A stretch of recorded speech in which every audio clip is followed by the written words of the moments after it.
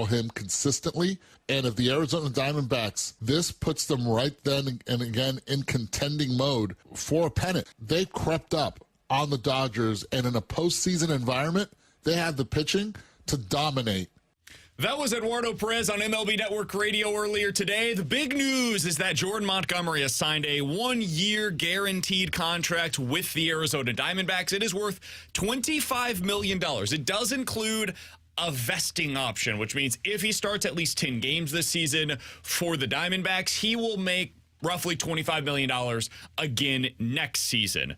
So it's a one-year, $25 million deal with an option for next season is more or less where we're at. Alex, we have talked a lot this offseason about, okay, we all wanted the Cardinals to get a number 2 starter. The question is, who did you want and which contract were you willing to give out, or which trade were you willing to make in order to acquire that pitcher? And for a lot of people, the answer is, man, there just weren't a whole lot of great options. I thought Chris Sale would have been a good option for them. I know, T-Bone, you've been in on the Dylan Cease option. You would have made that kind of a move to go get a legitimate front-end starter with multiple years of club control. I would have been fine with Robbie Ray, a guy that is out there and he's not going to pitch for a while but might be able to help you by midseason. Tyler Mahle was somebody that I was banging the drum for early on in the offseason. All of these moves that I would have been in favor of. This is the move you absolutely had to make, though. $25 million is a more than reasonable cost for Jordan Montgomery. The other thing that is not associated with signing Montgomery that would have been with the vast majority of other moves that were available, including Blake Snell, is there is no draft pick compensation. There is no trade that was needed to be made. It is just a pure transaction of, we give you the money, you come pitch for us. We don't lose any other asset in the process. The reason why the Cardinals would not do this, will not do this, we're not even involved in doing this, is because of the $25 million putting them over the CBT threshold. They have roughly $24 million between them and the threshold. They will not go over. We can have a discussion on if they should or if they could, but they will not go over that dollar figure. So Jordan Montgomery officially off the market. All of the starting pitchers that we were interested in are now off the table. Alex, what was your reaction when you saw this move yesterday? You were banging the drum for those other pitchers. This is the one that I was banging for back when he started the season last year for the team. And they gave the extension to Miles Mikolas because I thought Jordan Montgomery profiled more like that number 2 starter moving forward. But, yeah, this is the one that by midseason you're going to be looking at saying Cardinals should have signed this guy. The way he pitched last season, not just for the Cardinals, but also in Texas, what he did in the playoffs, this was the guy that it felt like the Cardinals needed to keep pace with the other National League teams in their rotation.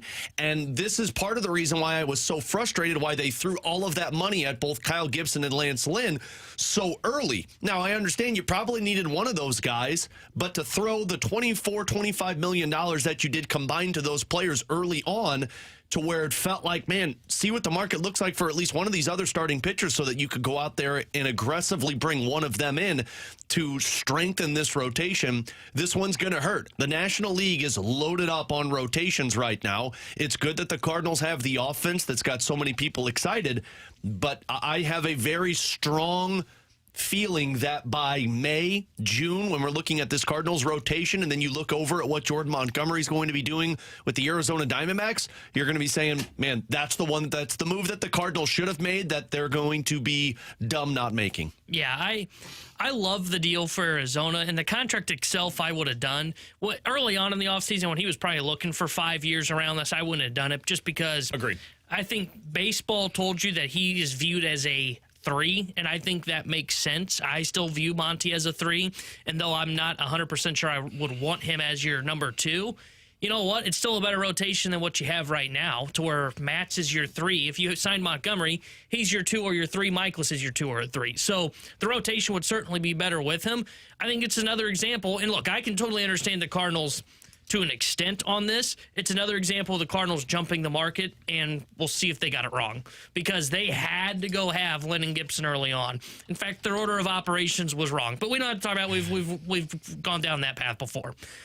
I think it's another example of them jumping the market too soon. And look, it would be very uncomfortable right now if we were talking and coming into, tomorrow being opening day and their rotation was currently Gray, hurt by the way, Michaelis, Matz, Thompson, Liberatore would be like your 4 starters right now. And sure, the deal would be out there for Montgomery. That's a very uncomfortable spot to sit in if you're the Cardinals. So that's why I said to an extent, I understand jumping the market because I would not have given Montgomery the 5 years and $25 million. But I would still like to see some, as we got early through spring, could you get creative? Could you start doing those wheeling and dealing moves that we saw the Atlanta Braves do this offseason where they operated as a bank? And you could look to trade a Steven Matz, for an example, to where you can dump off some salary, bring in this salary, and then you're under that luxury tax threshold, and you still have just a little bit of wiggle room to where you could go make a trade at the deadline. That's the kind of thing that I want to see, and that's where I've been critical of the Cardinals not being creative enough. That's the thing. I totally understand if you're somebody that says, like, hey, okay, so you guys wanted them to not sign one of Gibson or Lynn. Well, where would that leave you right now? Because with Sonny Gray hurt, you would have both Thompson and Liberatore currently in your rotation if you didn't sign one of those two. And that would be the expectation if you missed out on Jordan Montgomery as market developed in a way that the Cardinals weren't prepared to be able to sign him. That's a scary proposition. Now you're basically at the back end of your rotation where you were heading into last season. I get that. I wouldn't have necessarily operated that way. I just would have traded Matz. I would have traded Matz at some point this offseason, and I'm sure we'll get the text. 314-399-9646 is the Air Comfort Service text line. But BK, who would have been interested in Steven Matz if you don't want him? Clearly, there's no market for him. I don't believe that. In fact, I outright reject that notion. There were teams willing to take on money this past offseason to just go ahead and take on a prospect, take on an asset. So, yeah, maybe it would have cost the Cardinals one of their lower-level lottery ticket types of prospects. Guess what? That's the price of doing business, man. In order to move off from a contract that you don't want on your books, the Cardinals have done this before. They did it with Dexter Fowler. They did it with Mike Leake. They were unwilling to do it here because they were afraid. They operated with fear this offseason, guys. That's the truth. They were scared that they would go into this season without enough innings. And they didn't want to leave themselves potentially short heading into spring training. I get it. But when you operate that way and you head into the offseason saying, okay, we've got to get 3 starters. It doesn't really matter the quality. We just got to make sure that we're getting innings. We're buying in bulk this offseason. This is where you end up. You end up in a place where you don't feel great about any of them other than Sonny Gray. And now you get to the end of the offseason and one team, the Arizona Diamondbacks, that bought less in bulk, but bought in bulk nonetheless by going out and getting Eduardo Rodriguez. They see an injury to Eduardo Rodriguez, similar to the Cardinals seeing an injury to Sonny Gray. And everything that we're reading is that Rodriguez should be back sooner rather than later. This is not a significant injury for them. They saw that, got spooked, and said, we gotta find reinforcements. The rotations for the Diamondbacks and the Cardinals are not all that dissimilar. Their Zach Gallen is your Sonny Gray. Their Eduardo Rodriguez is your Miles Michaelis. The difference now, they've got a Jordan Montgomery. And a Merrill Kelly. Yeah, and you've got a Lance Lynn. They're Brandon Pfaadt. You could make a comparison to Zach Thompson. I think there's a fair comp there between those two. They didn't know what they were going to get out of Pfaadt. He emerged in the postseason. Maybe the same thing happens this year with Zach Thompson getting a real opportunity in the rotation. Very possible.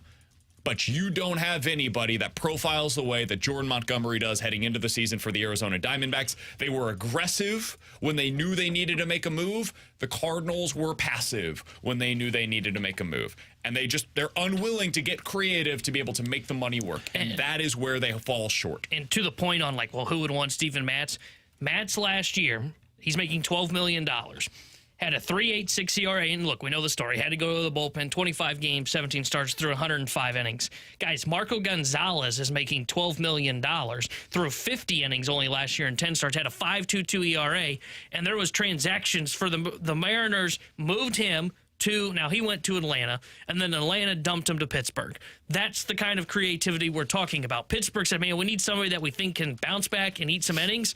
Who do they target? They target Marco Gonzalez. Hell, look at Robbie Ray and the move that was made there. And I like Robbie Ray. I think Robbie Ray's a good pitcher. I would have wanted him here in St. Louis. But there are real questions, and he costs big money. I mean, look at Sale. $23 million for this year, $25 million potentially for next year.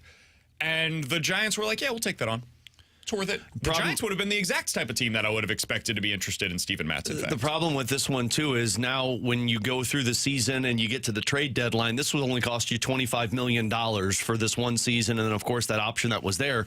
Now, when you have to upgrade your rotation mid-season, if it's not working out the way you think it is, it's going to cost you way more than that. And as we know, prospect-wise. Yeah, and as we know, the Cardinals aren't going to be willing to pay that price. So we're going to change. I've heard that story each of the last off seasons. BK gets mad at me when I get pre-mad. This is the problem with the Cardinals right now, is they're stuck between a rock and a hard place. They don't have a front-end starter not named Sonny Gray. They need a front-end starter not named Sonny Gray. Maybe it becomes Miles Michaelis. I hope that's the case. I'm skeptical. The way to acquire one is either via money or via prospects. The Cardinals opted against any of the prospects going the other direction this offseason. I don't blame them in a large part, because you want to have the position players available to you. You've got a lot of them. Maybe even some would say, I think we're going to get all those guys in. But I understand wanting to keep that core group of position players, because it's better to build around position players than it is around starting pitching. Starting pitching breaks. I understand that. If you're not going to go that route, though, you have to be willing to spend the money, man. And the Cardinals spend the 10th most amount of money in all of Major League Baseball, according to the CBT thresholds. That's not bad. Like, that's honestly, I think they deserve not praise, but like, they don't deserve to be criticized necessarily for their CBT number heading into this season. The problem is how they're spending it. The problem is where they are spending it. The problem is spending $25 million this year on Lynn and Gibson, when $25 million was also the cost heading into the season for Jordan Montgomery. They left themselves short. They have nobody to blame but themselves, and now they are stuck with other teams around them getting better. The Giants adding Blake Snell, the Diamondbacks adding Jordan Montgomery. These other teams in the NL West that see an opening for the potential of making it in as a wild card team, they are passing you by right now if you're the St. Louis Cardinals got to be like, whew, I think we're in the NL Central, right, guys? Yeah, until they finish second, go, oh, we should have known. We missed the We should have known the playoffs. Cubs were better than us. Coming up in 15 minutes, we got to talk about some of the big news in the NFL. We'll get into that coming up at 11:30 with Alex and T-Bone on BK. You guys can get involved in the show. 314-399-9646 is the Air Comfort Service text line to do so. The YouTube chat is off and running over on YouTube at youtube.com/101ESPN STL. They are affectionately known as The Graveyard. Coming up next, there's an interesting question from Derek Gould yesterday about that NL Central that you guys just referenced. It's going to be a bad division. Can that make for a fun race? We'll talk about it next here on 101 ESPN.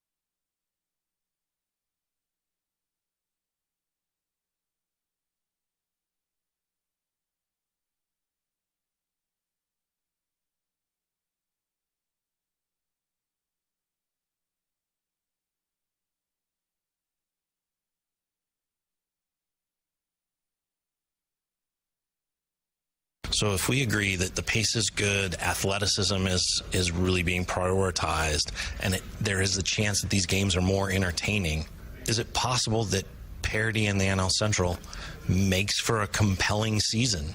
That because there isn't one of those juggernaut Titans, tycoon teams, that we're actually in for maybe some pretty compelling standings watching, some pretty compelling style games, that not having a favorite could make the division pretty damn entertaining? Alongside Alex and T-Bone on BK, that is audio courtesy of the best podcast in baseball. Derek Gould on that, asking the question that I do think is an interesting one about, can the Central Division become a compelling race because everybody is so condensed into this muddled middle? Alex, I'm looking over at the PECOTA projected standings as of today. They have projected the Cardinals to win 84 games, the Cubs to win 81, the Brewers to win 79, and the Reds to win 79. They're all somewhere between 79 and 84 wins right now in the projected standings. Meanwhile, like, you look over at the NL West, there's the Dodgers at 100, and then the Giants at 85, the Diamondbacks at 84, the Padres at 82. In the NL East, the Braves at 101, and then everybody else. You know, the Phillies at 84, the Mets at 84. This is what the good baseball Marlins looks at like. 79. Yeah. So the Cardinals, along with the Phillies, the Mets, the Marlins, the Giants, the Diamondbacks, the Padres, and 4 teams in the NL Central are all projected to win somewhere between 79 and 84 games. Whoa! I'm not telling you to be excited about this. What? However, can that create, even if it's ugly baseball at times, an interesting race in your mind? Well, let me ask you this. Do you think the Eastern Conference and the NHL wildcard race is interesting right now? For the teams that are involved, I think, yeah. Washington's got a We worse... found a way to convince ourselves here in St. Louis that was interesting. Not all of us. Washington has the worst goal differential below the Arizona Coyotes. Meanwhile, Detroit is the worst team at even strength, and both are fighting for a playoff spot. I think it's exciting when you have a team, because right now the NL Central is the playoff spot that's going to be available is whoever wins the division. There will be no wild card that gets in from the Central Division. It's whoever wins the division, you get to be a playoff team. Congrats. You get to go up against the juggernaut that is the NL West and the NL East. Joke's on them. They'll have 2 days off. They won't be able to play. I do think it's going to be compelling, though, especially when you look at the Cincinnati Reds and all the young talent that they have. I know people laugh. The Pirates aren't even really going to be competitive, but they do have some fun talent in terms of that young pitcher that might be up there by the end of the season, Skeens and then O'Neal Cruz and Brian Hayes. I think it's going to be intriguing because you're going to have 3, maybe 4 teams battling it out. But, like, it's intriguing to the point of, hey, we're all not great, but at least we're fighting for the playoffs right now. That's where I think the excitement comes from. And if you're a fan of one of those teams, you're going to be engaged all season long. I mean, to be fair, like, we're getting clowned right now on the text line. I get it. I'm not telling you that you should be thrilled about this. Like, we all said in the opening segment today, the Cardinals should be more aggressive. They should have signed Jordan Montgomery. Like, the way that they're operating is crazy. I think that the division being what it is even more incentive to really push, because you can pull away from the pack by just making a couple of moves. It wasn't like they had to go out there and sign Shohei Ohtani to pull away from this bunch of crap. But I don't want to. You could have been able to do it, and they didn't. So now let's talk about what the reality is of the situation. Man, back in 2006, it's not like the Central Division was particularly good. The Cardinals won it with 83 wins. They did so by 1 game over the Houston Astros, and guess what? They ended up. No, I'm not telling you that you should be excited about this, but they went to the World Series. Last year, nobody was excited about the Diamondbacks during the regular season. Nobody. They end up winning 84 games during the regular season. They represented their league in the World Series last year, 2 years ago.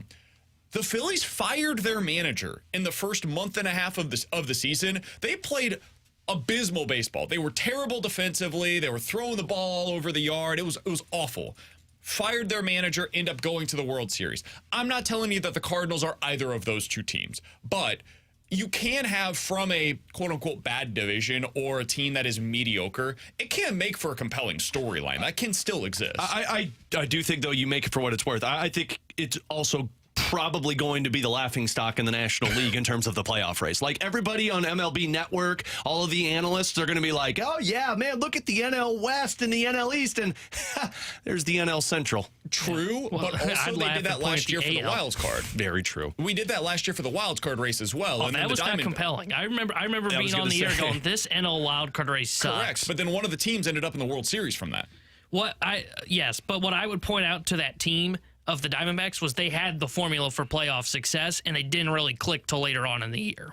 That's what I would point out. And look, maybe the Cardinals even have at the time, formula. no, they don't. No, they don't. What are you Let's talking not about? kid ourselves. Offense, baby, slug, now, baby, slug. If Kyle Gibson can strike out 9 in 5 innings, my God, his stuff looked great sexy yesterday. But no, this will not be a compelling race. Just because it's a race to win the division, if it's 84 wins, you know what that is? That's bad baseball. It's not compelling. Even if you should not be excited. Baseball last year? Not when they got it figured out, they weren't. But again, like, they didn't really figure things out till the second half of the year. And I said at the time that race was not compelling. I said the NL wildcard race was bad, and it was bad for baseball, that they expanded the playoffs.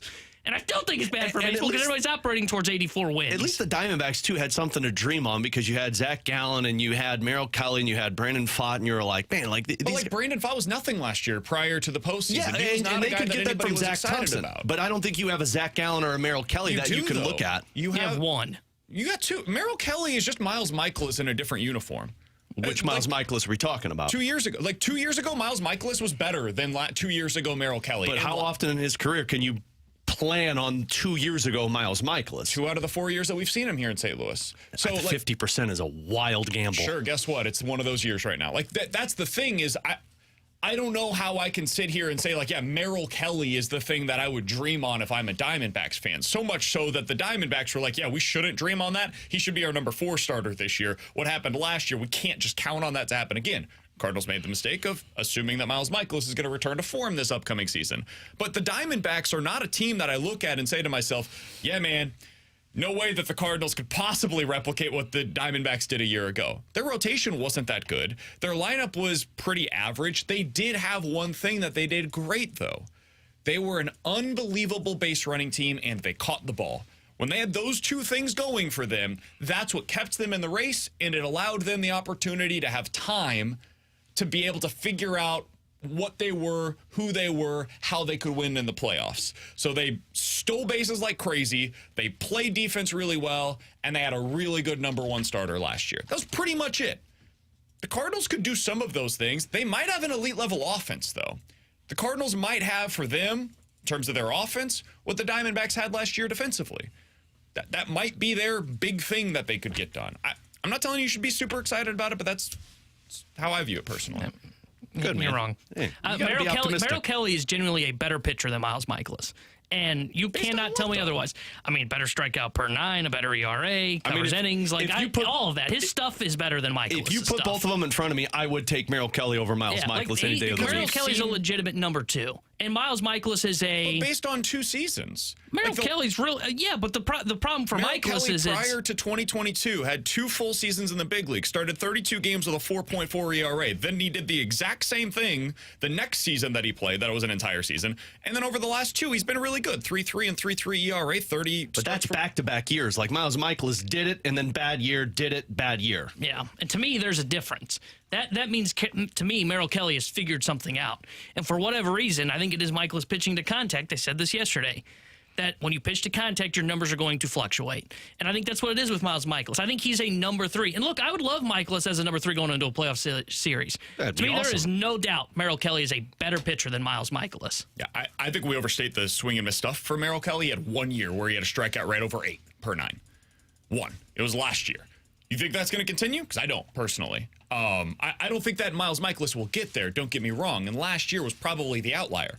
Much like 2022 was probably the outlier for Miles Michaelis. Could Michaelis get back to what he was, though, in, 2018, that first year that he was here with the Cardinals? It's possible. No, he doesn't have Yadier Molina. He's Alex. That's T-Bone. I'm VK. Coming up in 15 minutes, 314-399-9646 is the Air Comfort Service text line for questions and answers. At 12 o'clock, a late addition to the show, Jim Riggleman. Alex, I'm excited to talk to him because Jim Riggleman was the minor league manager, the AA affiliate manager for the Cincinnati Reds when they had Billy Hamilton on their Double-A team. So Riggleman was their manager in Double-A with Billy Hamilton. Want to talk to him about what it's like to have that kind of a base stealer on your roster. And the Reds, when they had Billy Hamilton early on, he was their leadoff hitter, despite the fact that he was only getting on base about 29% of the time. Why they go that route? Do they think there's value in that? We'll talk to Jim Riggleman about that and how it could all apply to Victor Scott coming up at 12 o'clock. But coming up next, let's dive into some NFL quick hitters here on 101 ESPN.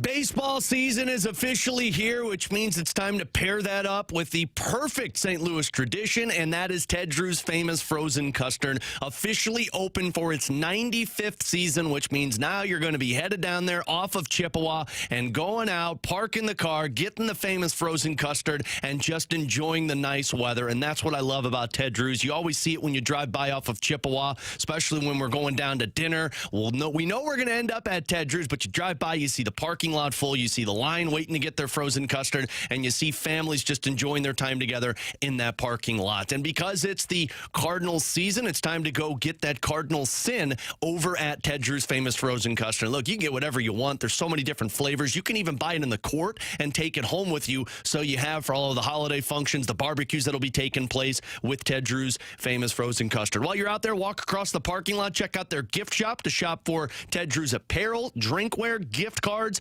all of it. Ted Drew's or Route 66 St. Louis themed items. Make sure you get on out there this evening, this weekend, and enjoy some Ted Drew's famous frozen custard. It really is good, guys and gals.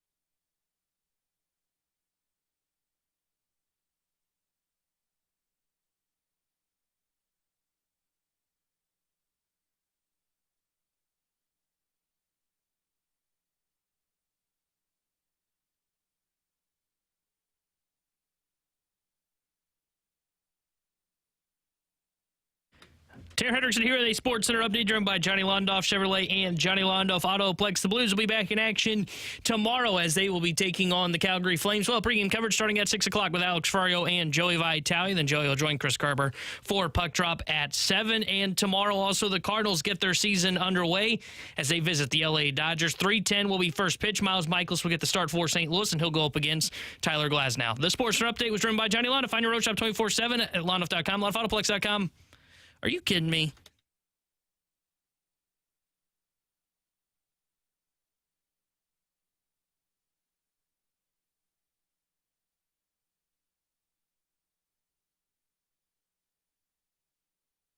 Alongside Alex and T-Bone on BK, you got BK and Ferrario here on 101 ESPN. So the NFL is just going to do this thing with J.J. McCarthy, huh? Oh, yeah, he's so getting drafted 3rd overall, and people are going to be like, now he's 2nd? Yep. So there's a new report that came out the other day. This came from NFL Network, where they were on set, and you could tell, man, the guy that was doing this, he had the whole delivery. He was like, there are some in the NFL who believe the Washington Commanders actually prefer J.J. McCarthy as the number 2 overall pick. Patriots are like, God, please take him so I don't have to. So the Vegas odds have now shifted based upon that. Now, I want to make everybody aware, Vegas odds for the draft are easy to switch in one direction or another. It's all based on the information that you're seeing publicly. It's not like these sports books are looking at, okay, we have this insight. No, they're going based on where the money is going, and there's such small limits on these bets that it's not super revealing. However, to talk about it a little bit, DraftKings has them now at a 5-1 odds on J.J. McCarthy going number 2 overall. Alex, when all's said and done, where is J.J. McCarthy going to go in this year's draft? I think he's 3rd overall, and I think he's by the Patriots. I just, if you're the Commanders, because the reason I said 3rd was I was reading Bucky Brooks's mock draft, and he had May being selected by the Patriots, and he's still on the Jaden Daniels to the Commanders because of the mobility of the quarterback and Cliff Kingsbury having experience coaching those types of quarterbacks. Regardless, I don't like the pick anyway. Like, he is my Zach Wilson this season, where I'm like, the dude is not going to be good for whoever drafts him, and it's going to be a bust and a waste of a 3rd overall pick.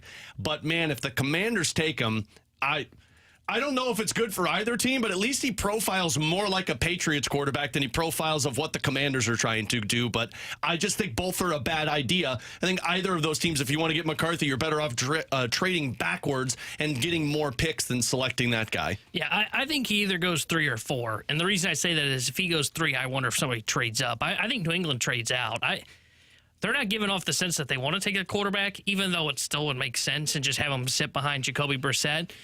I think if they realize they can trade back for 3 and then maybe move up to 4 and try and get a quarterback, they may try and do that. Just do a quick swap. But you know who's picking 4th? Arizona, right? Mm-hmm. Yeah, but I don't see him going to. I think all this buzz around McCarthy smells like you know what. It is not. He's not going to. I'm not buying the McCarthy buzz going up. I'm not buying the Drake May buzz of him dropping. I think Drake May is the number 2 overall pick.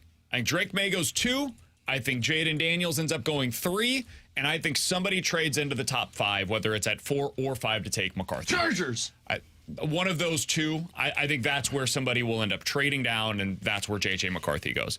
Now, the other big draft news, draft buzz that's taking place right now is involving not Jaden Daniels, but his number 1 wide receiver at LSU. Malik Neighbors is participating in the LSU Pro Day today. He just ran, according to those that are there, a 4.3 40-yard dash. Now, Malik Neighbors is an unbelievable wide receiver. He was amazing for LSU this past season. But there's also this guy named Marvin Harrison Jr. who's pretty amazing in his own right. He's 6'4", 200-plus pounds.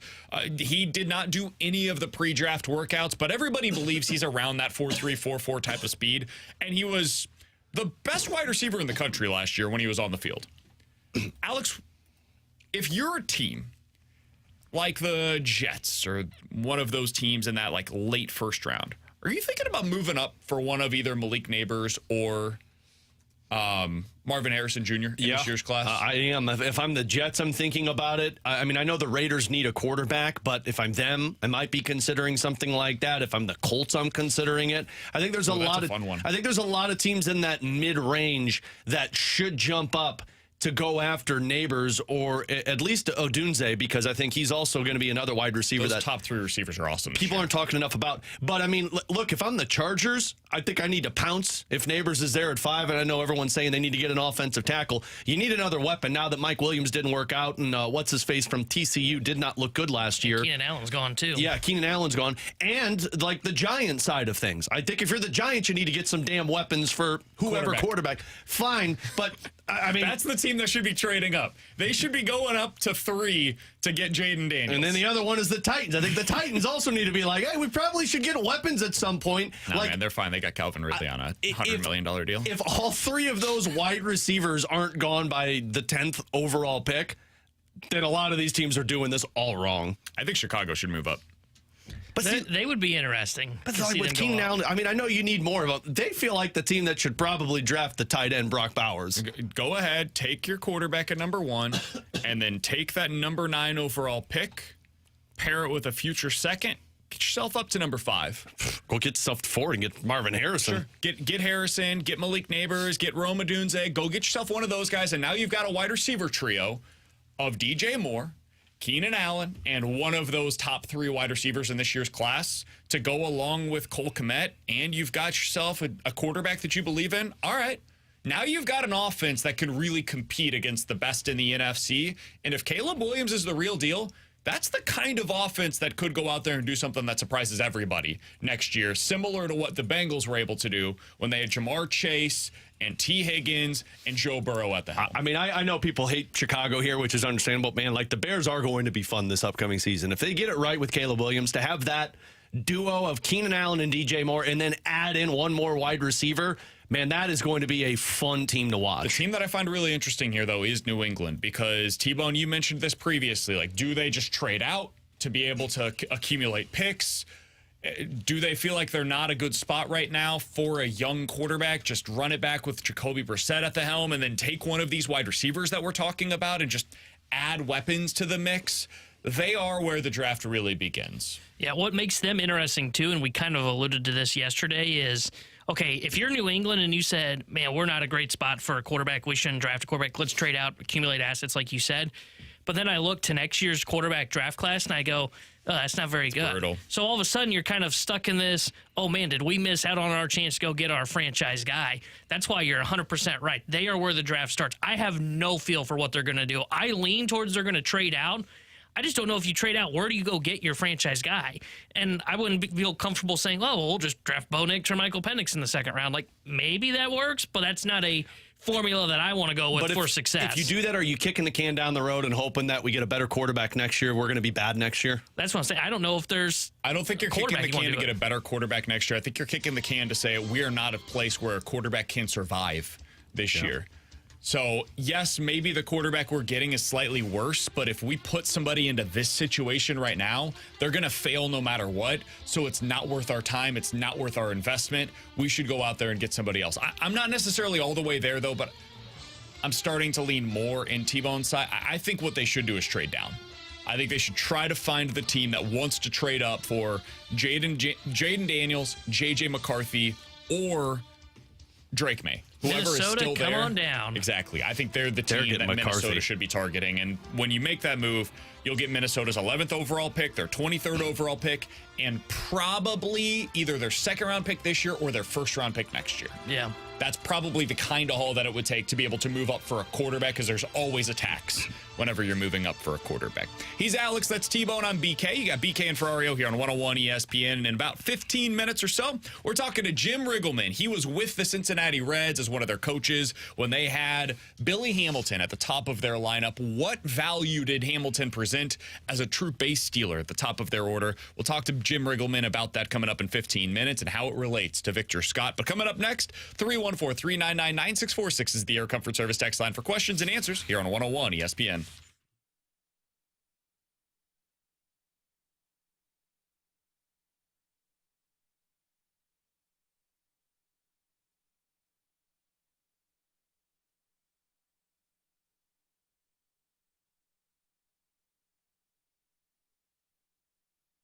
Alex Ferrario with you to talk about my friends over at 100 West Dental. Look, this is the year to get your smile fixed, get those teeth whitened, get your overall oral health taken care of. But it's also, if you're in the market for Invisalign, time to go check that out over at 100 West Dental. You hear me talk so much about them being most modern technology when it comes to their practice. The patient experience is so important. That is a huge piece of this. And I had a buddy who went out there to check out the Invisalign, which is, they've got a digital scanner that will show you a simulation of what your teeth, your mouth, your smile will look like before you even go through it. He messaged me afterwards and said, man, I've been to a few different dentists, but that was just incredible to see, and he went with it. And if you mention my name, Alex Ferrario, you can get $1,000 off on an Invisalign package. And while you're there, find out why I love going to my dentist now with Dr. Pryor, because they're about the preventative procedure, taking care of you and your overall oral health for the long run. So check them out. You could schedule online. You can even do an online consultation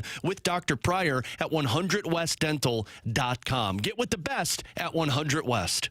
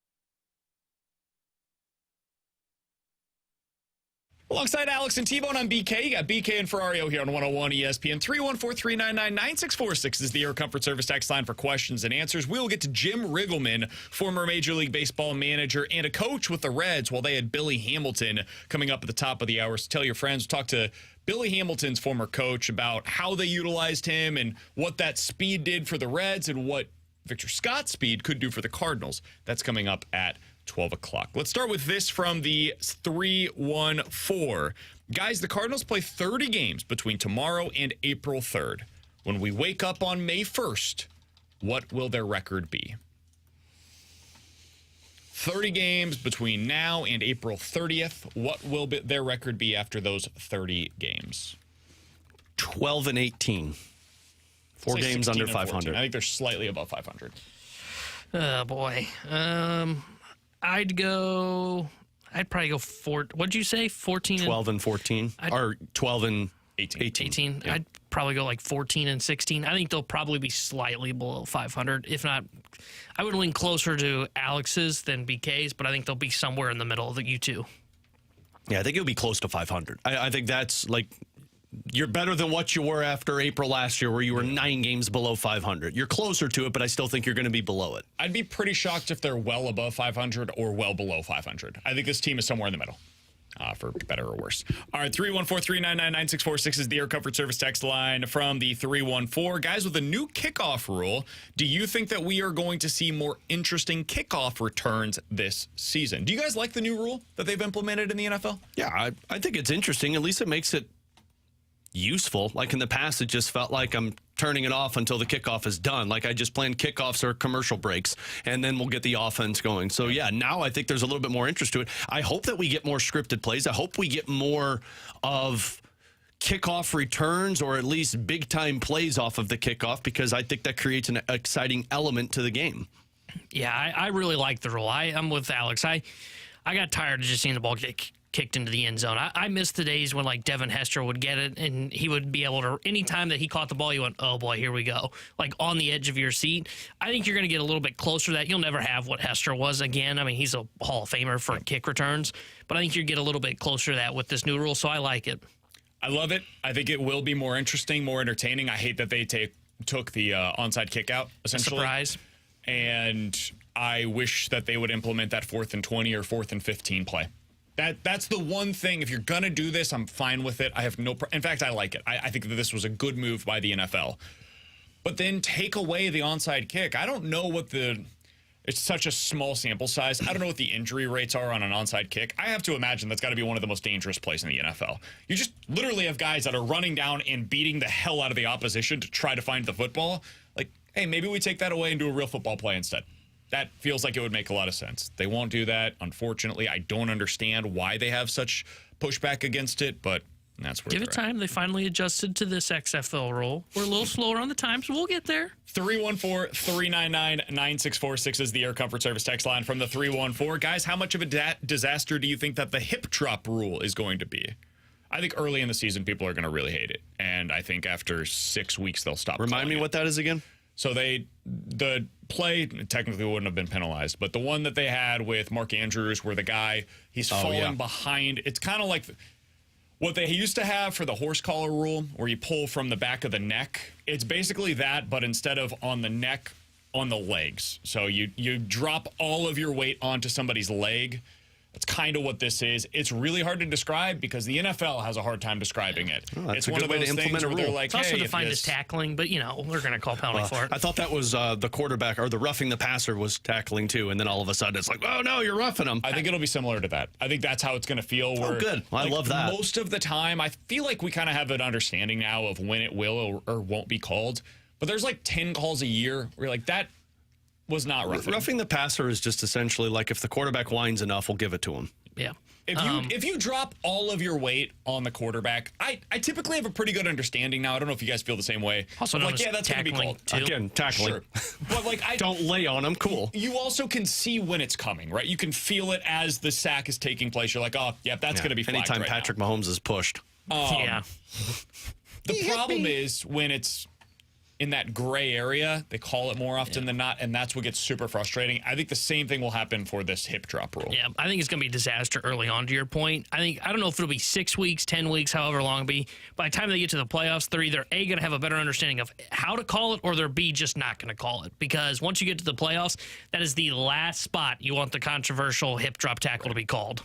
He's Tanner Hendrickson. That is Alex Ferrario. I'm Brandon Kiley. You've got BK and Ferrario here on 101 ESPN. And coming up next, we're going to be joined by former Major League Baseball manager and coach Jim Riggleman. He was with the Cincinnati Reds as a coach in the minor leagues. He was his manager down in AA and AAA. I want to talk to him about what it was like to see that kind of speed on display in the minors and how it potentially impacts what we're going to see with Victor Scott. And then I also want to ask him about their usage of Billy Hamilton early in his career. He was the leadoff hitter in Cincinnati, despite a low on-base percentage. I don't know what Victor Scott's on-base percentage is going to be, but even if it is low, is there value in having that kind of a guy at the top of the order in modern baseball? We'll talk to Jim Riggleman about that coming up next here on 101 ESPN.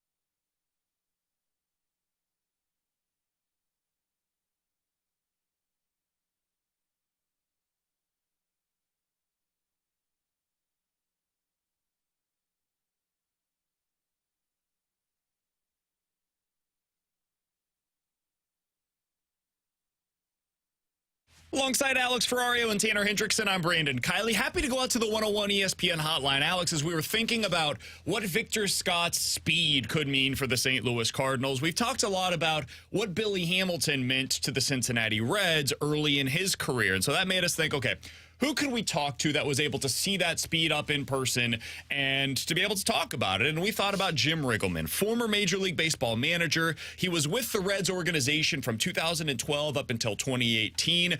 He was managing the Double-A team when Billy Hamilton was first called up, and then went to Triple-A the following season, where Billy Hamilton spent the entire year there as well. And then, of course, he was with him while they were with the Cincinnati Reds. Jim Riggleman joins us now here on BK and Ferrario. Jim, we appreciate the time. Thank you so much for being able to give us a little bit of insight into your experience with the speed of Billy Hamilton. Do you remember the first time that you were able to witness what Hamilton's speed could do on a baseball field?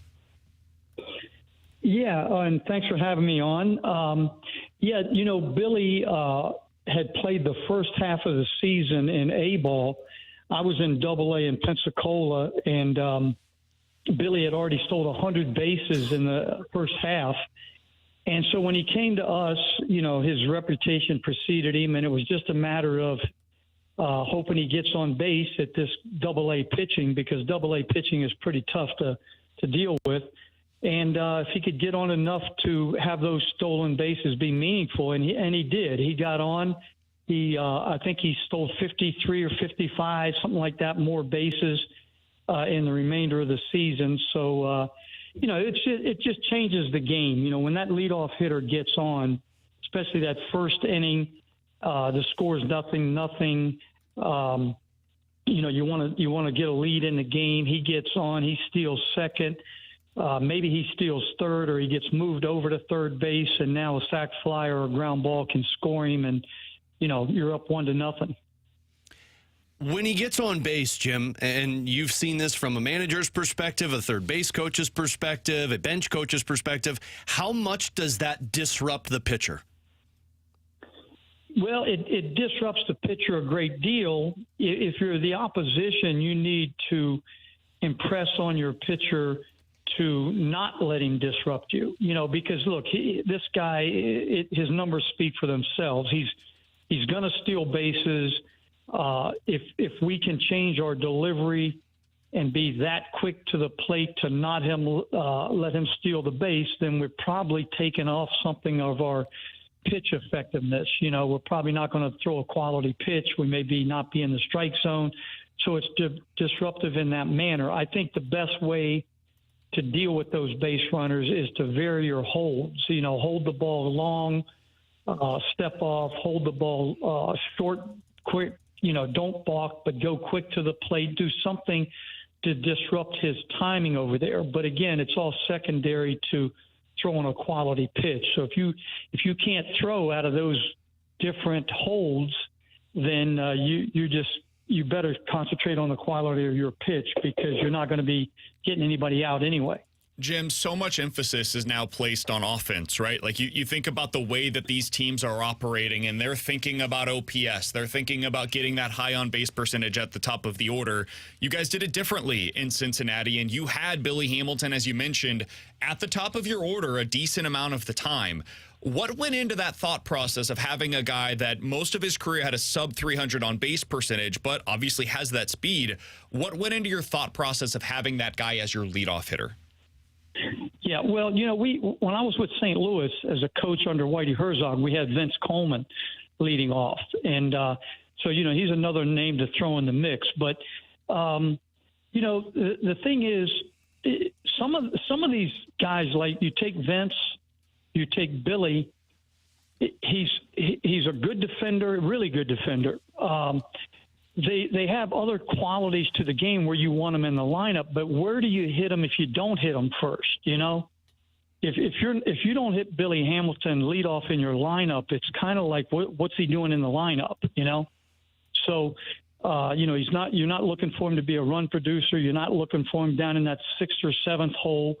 It would be a rare occurrence where you would have a guy like Vince or Billy and hit them anywhere but for the leadoff spot. And if they hit in the leadoff spot and they just are not creating habit, if they're not getting on base enough, then they're not going to be a part of your ball club. Jim, we're talking about Victor Scott here in St. Louis, and this is a kid who's only gotten a taste of Double-A ball, and it was last year. He's never really tasted Triple-A starting the season with the Cardinals. From a manager perspective, do you put an emphasis on making sure that the guy doesn't get too overwhelmed in the early portion of the season, or do you kind of take the leash off in the early portion and let him feel his way through? Yeah, I'm looking forward to seeing him play. I read a little bit about him in spring training as I followed some games and all that, and so I'm curious. But I think you pretty much got to let him do what he does. If he's if he's kind of made his bones by creating havoc and stealing bases and having the green light pretty much constantly, then that's what you do, and you just let him go and you let him learn. You got good coaches there. Your first base coach, your third base coach. I'm very familiar with those guys in St. Louis, and they'll be giving him a lot of information. They will be letting him know, hey, maybe that's one where maybe you shouldn't have gone, or we needed you to run there. Why didn't you run? Just kind of nudge him along and help him with the information. But basically, it's going to be on him. He's got there playing the game a certain way, and he's going to have to continue to do it. Are you cautious from a manager perspective, Jim, of not being too reactionary to those first couple of games for him? Yeah, I think, with anybody, you got to realize, this is a huge day and a huge few first days in a young man's life. He's in the big leagues. This is what he's been dreaming about forever, and now here he is. So, there's going to be a lot of nerves, not just in trying to steal a base, but nerves in just, being in the big leagues, what it means to his family, what it means to his friends, and, where he grew up. And, a lot of things are going to be going through his mind. So hopefully, he does some good things those first few days, but you almost got to discount it if he doesn't, and then kind of give him a mulligan after that, Jim Riggleman is our guest here on 101 ESPN. Former Major League Baseball manager, also, more importantly, for what we're talking about here with Victor Scott. He was with the Reds from 2012 to 2018, where he got to see Billy Hamilton on a day-in, day-out basis. Jim, when you look back at the early portion of Billy Hamilton's career, when he was with you in Double-A, pretty decent offensively, got on base about 40% of the time. And then the next season at Triple-A with you, the offensive numbers started to go down a little bit. And that ended up being the case for his Major League career as well, just in terms of with the bat. He obviously still unbelievable on the base paths. What was the biggest adjustment that was difficult for Billy to make between when he was in Double-A, having so much success at the plate, and then when he got to Triple-A, and certainly when he got to the Major League? What was the big adjustment that was difficult for him? Well, the quality of pitching you're facing, you never know what level of pitching it is that's going to stop a kid from hitting. Is it college ball? Is it rookie league level? Is it A or Double-A? Is it Triple-A? Is it, do they hit everywhere they've been, but now they get to the big leagues and it's big league pitching that stops them? So that's what you never know. The thing that Billy was tough for Billy also was Billy was made a switch hitter in the minor leagues. He was a natural right-handed hitter, and so now he's being made a switch hitter. It's hard to hit big league pitching, and you can imagine how hard it is if you're hitting not from your natural side. So it was tough. But the thing that Billy had going for him that people didn't give him enough credit for, he was a great defender. Billy could flat out play center field. He could throw with anybody in the league, and so he was going to be a valuable part of your lineup in those days. Even if he wasn't stealing bases. How good do you need to be offensively, Jim, to have that value you're talking about? Because, when we think about what Victor Scott can be here in St. Louis, he has a lot of the same qualities. He's a really good defender. He won the Gold Glove for center field in all of the minor leagues last year. So really good out there defensively. On the bases, people have given him 80 grade for his running ability.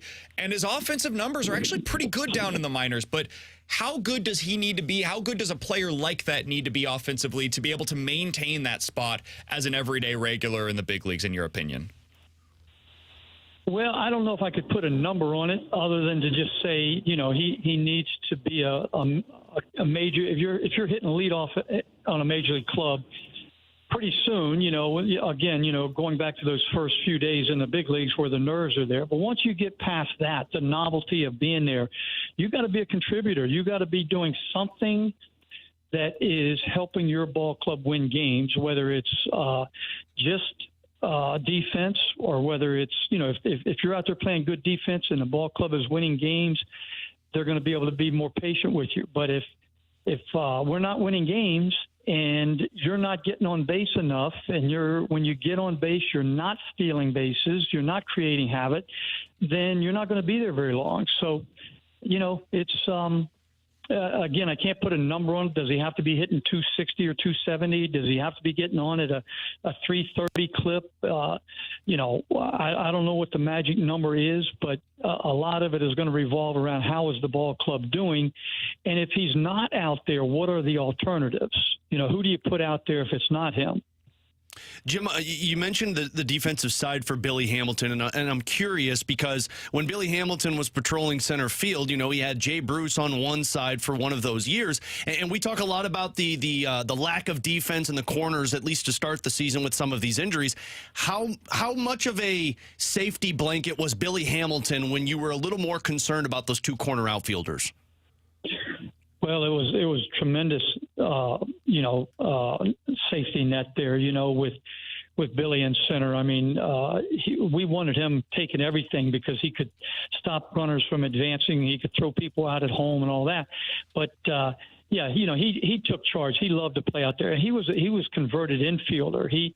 When he played for me in Double-A, he was playing shortstop, and I think we were a little late in making the move to get into center field. When I managed AAA the next year, he was my everyday center fielder from opening day on. And, from the first day of the season, this guy was the best center fielder I had seen in years. So, it was a natural for him. We wanted him taking everything out there. He could cover gap to gap and go back to the wall and could throw from anywhere. So, it was a huge asset for the ball club. Jim, final question that I've got for you, and we appreciate your time today. Thank you so much for giving us this insight. If Billy Hamilton was playing in today's game and he was given the same opportunity that he did in 2014, he just was 10 years later, right? He started his career in 2024 with these rule changes that now exist. How many stolen bases do you think he would have had in a season? Yeah, that's a good point. He would have more, that's for sure. But again, it depends on how many times you're getting on base, or are they stopping you from getting on? Once he got on in today's game with the limited times you could throw over, he would be unstoppable on the bases. I think he would steal 100 a year. And I don't know how much time you have. I don't want to get off subject too much, but I remember years and years ago, Terry Pendleton was the first person I ever heard say this. When, because those Cardinal clubs, we could run. It was like track meet out there. And Terry made the statement that, there ought to be a limit on how many times you could throw over to first. And that was about in 89, he said that. 89, 90, he said that. And here it was, we finally put that in there last year. Now, I think three disengagements from the rubber is not enough.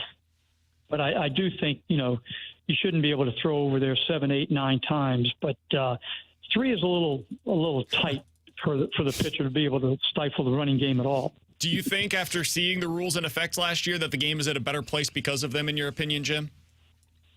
A lot of the rules I don't like. Like I said, how many times you can throw over. I'm glad they limited it, but I wish it would have been more like 4 or 5. I've never liked, the extra inning rule, man on second base. I'm not a fan of that. I like the pitch clock. I do like that. What else we got as far as rules? I can't even remember what else was changed. The home plate base, or the bases being a little bit bigger around. I don't know that had as big of an effect as maybe they were hoping it would. This year they changed it even a little bit more with the pitch clock to take off. I think it's 2 seconds from what it was a year ago. Those are the biggest ones that they implemented a year ago. Like I said, I like the pitch clock. I think it worked well. I don't know that they needed to to limit it any further than it already was. But, we'll see how that works out. I know the bases were bigger. I didn't really notice much on the bases as far as being bigger. I like the fact that it's a little safer running down to first base. The 45-foot line, that rule has always been a little tough to deal with. It's hard for the runner to be in that designated area in the 45-foot line. With a bigger base, it's probably a little less challenging. Jim, thanks so much for hopping on with us, man. This was really great to be able to catch up. We always enjoy our baseball conversations with you. Hopefully, as we get further into the season, we learn a little bit more about Victor Scott, and you get to see him a little bit. We'll be able to talk about maybe how he compares.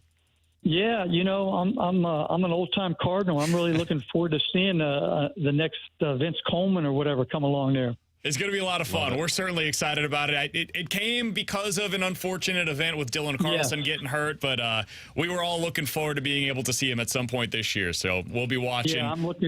Yeah, I'm looking forward to Carlson getting back in there at somewhere too, whether it's center field or whatever, because he's a very talented guy. For sure. Hey, Jim, Thanks so much, man. Appreciate you hopping on with us today. Okay, thank you. You got it. That's Jim Riggleman, former Major League Baseball manager, certainly has some history here in St. Louis, and he was with the Reds while Billy Hamilton was a part of their AA roster, his AAA roster, and then, of course, in the big leagues as well. Alex, as I'm looking at Billy Hamilton and what he was able to do, and again, he was not good offensively. Like, we need to remember this in the back of our minds when we talk about him. He got on base less than 30% of the time, which is like the threshold of you got to be above this to be a contributor in the major leagues, and he hit for zero power whatsoever. Despite that, he was a positive wins above replacement player. Like, when you look back and it's one of those advanced nerdy numbers, take it or leave it, that's fine. 3 wins above replacement as a rookie, which is pretty damn good. That's like Tommy Edman type of value. And then 1.1, 3.1, 1.3. So in his first 4 full major league seasons, he was worth like 8 wins above replacement. Dude, that's pretty damn good for a guy that has as little offensive value at the plate as Billy Hamilton did. Yeah, this is why it's like I understand the concern of, well, he's got to have an above 300 OPS so you can start making him effective. And I get it. You want that. But, man, the first couple of weeks of the season, if it doesn't look that good on that side of it, I'm looking more at the impact of that defense and what you heard Jim say, to where it was like when Billy Hamilton got out there, he was just somebody where he basically said, guys, I'll get pretty much every ball that's in the air, which I think is going to be massive for this team. But when he does get on base, even if we're looking at something below 300 on base percentage in the first couple of weeks, just think about the impact he could have when he gets on base, because we were talking about this before the show of going from first to third with lack of the shift now. I mean, you're talking about as a 9-hole hitter, which I'm expecting him to be, getting on base, having 4 different guys having an opportunity to make one line drive up the middle that puts Victor Scott in either third base or scoring from first base. Did his, and we'll get into this a little bit more coming up at the 1 o'clock hour, did his thoughts on having a base stealer at the leadoff spot, did that change at all your opinion on Victor Scott as a leadoff hitter for the Cardinals? No, not right now, because I'm just unsure of that offense in impact, and I would much rather have Brendan Donovan, who seems to have the most competitive at-bats on this team, leading off, and I'm okay with what T-Bone and I like as the double leadoff. Yeah, that's where I am. I think it's too much pressure to hit in the leadoff spot right now. It's why I would almost hit him 9th. Have him as that double leadoff. Now, Jim's a little old school. He may not like the double leadoff. I like Jim too. He may not like the double leadoff idea, but that's probably where I would put him in the lineup. The thing that's very different about this Cardinals team than those Reds teams is what is around them. Like, those Reds teams, when you look at what they had offensively, they just didn't have a whole lot of other options. Like, if you weren't going with Billy Hamilton, who were you batting leadoff? I mean, you're talking about like Brandon Phillips maybe, but at that point, he was a guy that wasn't exactly hitting for a whole lot of power at all. I guess he probably would have been their best option there, though. Ryan Ludwig, Jay Bruce, like they just didn't have a lot of options to bat leadoff if they weren't going with him. So the other alternatives, it wasn't worth it. The guy they probably should have gone with if they wanted to do it was Votto. Yeah. But that would have been like ahead of its time, and people freak out about Schwarber hitting leadoff. Imagine if Votto was doing it at that time. Yeah, he would have probably been the guy. The problem is, like, they didn't have anybody to drive him other than Jay Bruce. Yeah. So you had to, honestly, Votto probably batting second, Phillips first, and then going with like Adam Duvall, Jay Bruce, that probably was their best option at the time. And there's a reason they weren't very good. You're not wrong there. All right, coming up in about 15 minutes, Alex thinks that the Central Division might have already passed up the St. Louis Blues. He'll explain why coming up at 12:30. More likely to happen is next year on 101 ESPN.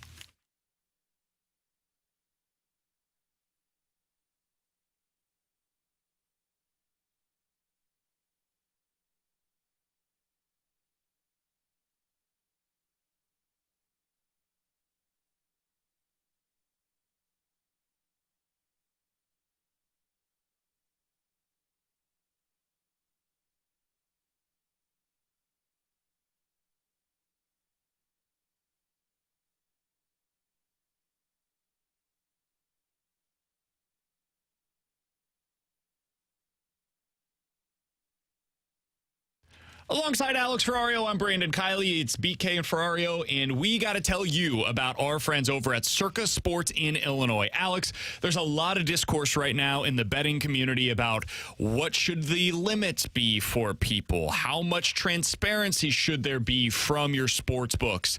And with Circa Sports app, they are not going to limit you. They actually recommend you check out the lines from other sports books that are available for you. They believe you're going to come back to Circa Sports because they're going to have the best options for you in terms of the tight money line splits and what's available from their menu, and their high limits are going to allow you to win the most money possible. Yeah, BK mentioned those tight money line splits. Look, games, they strive to be about a minus 110 on the Circa Sports app menu, but if you go to those other sports books, you're going to see those money lines are a lot like minus 115, minus 120. That's what Circa Sports Illinois is offering you. Plus, they keep as little money as possible on those big market bets like the tournaments, like golf bets, all of those compared to other sports books. You'll get great customer service as well through Circa Sports Illinois. So download the app and find out why BK and I love Circa Sports Illinois. If you or someone you know may have a problem with gambling, call 1-800-GAMBLER or text ILGAMB to 833-234.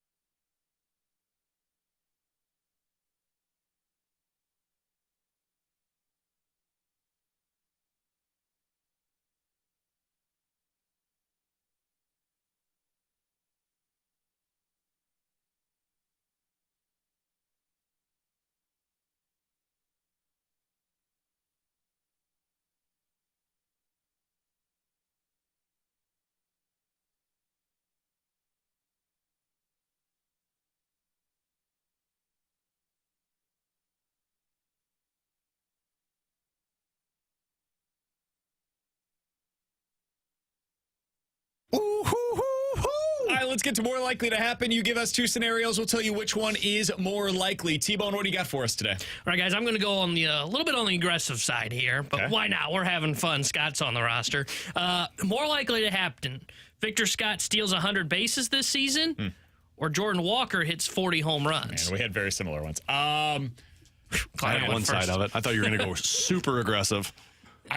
That's pretty damn aggressive. No, I thought the home runs were going to be like Walker 50 breaks the plus. home run record. How many players hit 40 home runs last year in Major League Baseball? I would imagine like 5. I don't even know if it was that high. Six players hit at least 40 home runs last year. Matt Olson, Kyle Schwarber, Pete Alonso, Shohei Ohtani, Ronald Acuna Jr., and old friend Marcell Ozuna. Those were the 5 players that hit 40 or more home runs last year. 40.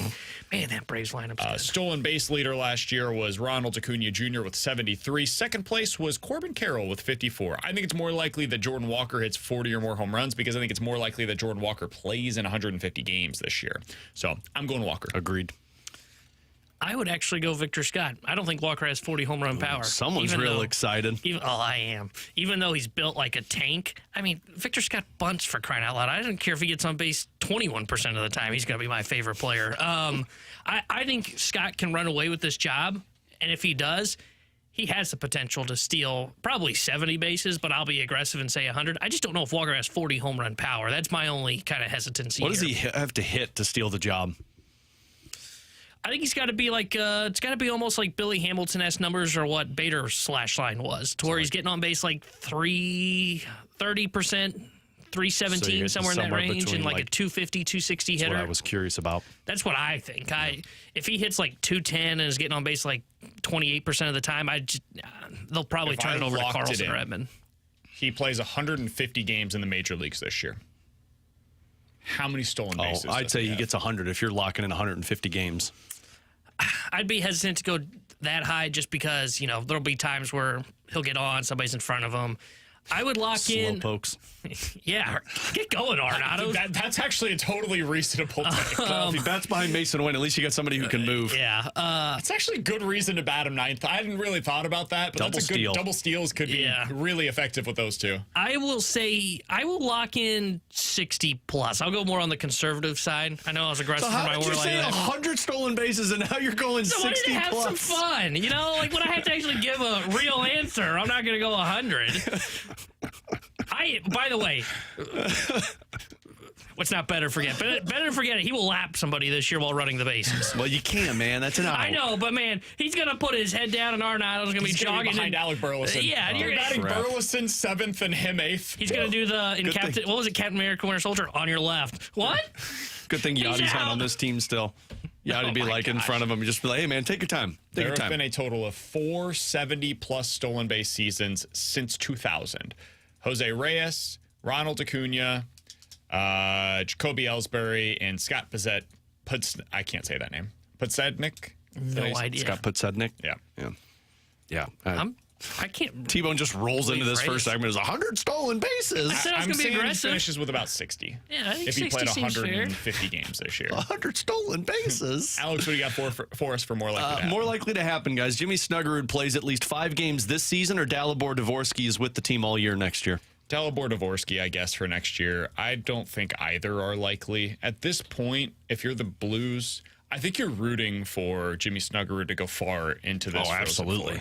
I think you want his team to win the title just so that way you can avoid all of this. You don't have to talk to him about it. You just say, hey, listen, we got 2 games left in the regular season. There's no reason. I don't know how the timing would actually work in terms of the games, but there's no reason for you to come up.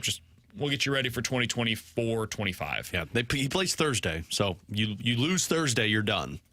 What I'm saying, what if they continue? No, yeah, I think the Blues are probably hoping that same thing. I still don't believe that even if he's done, that he gets to the NHL. I think he goes to the PTO signing. But again, as JR told us, I think a lot of this has to do with what the player wants. And if the player says, I want to sign a contract and start now, then, the Blues are kind of in a position where it's like, all right, we might as well get him in. Yeah, I would say it's probably. What's the first one? If Snuggerud will appear in a game plays this 5 year? or more games. I would say more. I'll say more likely Snuggerud plays 5 or more games this year, just because I think he probably wants to get to the NHL. And if you're the Blues, like you said, there's really no stopping that. So I guess that's the one that I would go with. I was right, by the way, on the timing. There would be 2 games remaining after the championship. The championship is played on April 13th. The Blues play the next day, so he's not playing in that game. So there would be one game in which he is eligible if they were to win the title. Who do they play this week? Omaha. No, let's go Omaha. Come on, man. Don't root against them. Come on, I want to see him here. Why not? The other side of this, Joe, I don't know if people really look at what Dvorsky's doing this season. I mean, 88 points in 52 games. Like, you're talking about, like, he's on the same pace as kind of what... I'm trying to go back who the individual was that scored. It's passing me up right now. But like 88, I mean, he didn't even start the season in the OHL. He started in Sweden. And to score 88 points in 52 games, it's massively impressive. As 18 years old, if you're the Blues, and they typically like keeping guys in juniors, do you look at it and say, well, maybe let's let them get a little bit more season? Like, what else do you got to do at 88 points in 52 games? I guess that's what you're looking for. Yeah, there's only 3 players in the league that are averaging more points per game than Dalibor Dvorsky in the OHL right now. So he's genuinely been one of the best players in that league. I'm trying to... Shane Wright, though, for what it's worth, last year put up big-time points for him there. Logan Morrison put up some big-time points there as well. So we've seen some players come to the league right afterwards with mixed degrees of success. The OHL is the important part, because like if this was in the queue like Bolduc was, I'd be a lot more concerned about that. 314-399-9646 is the Air Comfort Service text line for more likely to happen. Guys, more likely to end up losing their respective division, not winning their division. The Braves or the Dodgers? Oh, Dodgers. I mean, the only other real competition for the Braves is the Phillies. Yeah. Problem is, I love the Dodgers' depth so much. I would actually probably say it's the Braves, just because if they start to deal with pitching injuries, I don't know if they have the depth. Like, we were talking about this in the office. Man, the Dodgers could run out like 2 rotations when they're healthy. They're going to get Kershaw back. Paxton's going to come back. May's going to come back. Gonsolin's going to come back. And by the way, Buehler's on the verge of coming back. I think it is more likely that it would be the Braves, even though you're right. It is just one team that's fighting for them. I just don't know if those other 3 teams in the West could.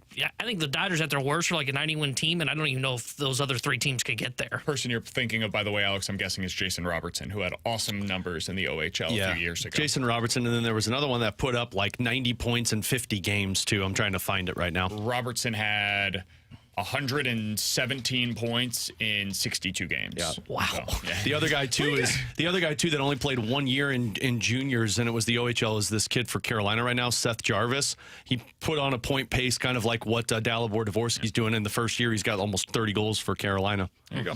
I think Atlanta's a better team than the Dodgers, guys. Am I crazy for saying that? I think they're a more well-rounded roster right now. I think so too, but I don't know if they have the depth as the Dodgers. And I think that matters in 162. Pitching-wise, I agree. I think position player-wise, they might be every bit as deep as the Dodgers are. I think sometimes we overstate the depth of the Dodgers because we look at it and we're like, man, look at that top 4. And they're really good. Like last year, I was skeptical. The Dodgers are going to be amazing. Don't get me wrong. But we're talking about 2 like potentially all-time great rosters that are going into this season. I mean, if Chris Sale's legit, if he's back to being Chris Sale that we all remember, dude, that top 3 of Strider, Fried, and Sale is unbelievable. Like, that's a really good front 3 in your rotation. Charlie Morton would be their number 4 starter. I think he's a better version of what you have with Miles Michaelis. That's the guy that might not make their, like, NLDS rotation. He might be pitching out of the bullpen. So, yeah, that's a really good team. And if you're the Braves, like, look, nobody was rooting for the Dodgers to, like, fulfill the Death Star, and now they've spent $1 billion in the offseason. If you're the Braves, though, all the pressure was on them. Last year it was, man, the Braves are the team to beat. Now they can go, no, go look over at L.A. Look, we're still really around. Everybody wants to talk about the Dodgers. You guys go talk about the Dodgers. We're going to casually win our 100 games here in the NL East, and then we're going to be ready to go up against them. Nobody's talking about the Braves, to your point. It's all, weird. Wow, look at the Dodgers. Look at the Dodgers. And it's like, let me raise my hand. The Braves added Chris Sale, and they are like even better than they were a year ago. Look at the Dodgers, though, because of the 3-headed monster that they have. Like, it has nothing to do with pitching and everything to do with get through Sale, Betts, and Freeman and tell me how you're feeling afterwards. Exactly. And that's not to include Will Smith, Max Muncy, Ohtani. Yeah. Their top 5 in their lineup is absolutely insane. All right, 314-399-9646 is the Air Comfort Service text line. We'll get through a couple of these quick hitter style. More likely to happen, Victor Scott runs away with the center field position and never looks back, or Dylan Carlson comes back and continues to impress from what he did in spring training. I'll say Victor Scott takes it and runs with it. I think all he's going to have to do is show the elite defense and the elite base running, and then they'll say the bat will come along. I would say more likely it's Victor Scott runs with it. I think Marmol wanted him here in the first place. I think so, too. And I'm a little worried. Once you start dealing with that shoulder issue for Carlson, if he doesn't come back fully 100%, that's going to affect his swing. And now that you started the clock on Victor Scott, by the way, like, even if he is average, you might as well just stick with it because he's dynamic defensively and on the bases. Sweep it, we all agree. More likely to happen, somebody breaks Barry Bonds' career home run record someday, or they break Cal Ripken Jr.'s consecutive games played record. Barry Bonds' home run record. Agreed. I don't think anybody's touching that consecutive games played. I think, and this isn't to be cruel, I just think this generation of players is, for lack of a better word, too soft in that sense to where they're like, they need days off. I think it's just the numbers. Yeah. I think the numbers tell you that. I think numbers tell you, like, for guys to be healthy, to your point, you have to have days off. So I don't think anybody touches that record. I don't think that the staffs would allow for that to happen anymore. I mean, he was playing every game when he was 32 years old. Nowadays, if you get over the age of 30, you're getting days off. You're just going to. Now, the DH can play into this a bit, and that helps in that regard, but I don't think it's about being soft. I think it's about the staffs, and maybe you think that the staffs are soft, that's fine. Soft. But I think sorry, that would no, be the biggest reason as to why. All right, coming up in 15 minutes, we'll dive into the junk drawer. We will continue our countdown of the 20 most important Cardinals list today. We're doing a double whammy for you guys today with 2 players that are very much connected. But coming up next, Alex will explain why the Central Division is passing up the Blues here on 101 ESPN.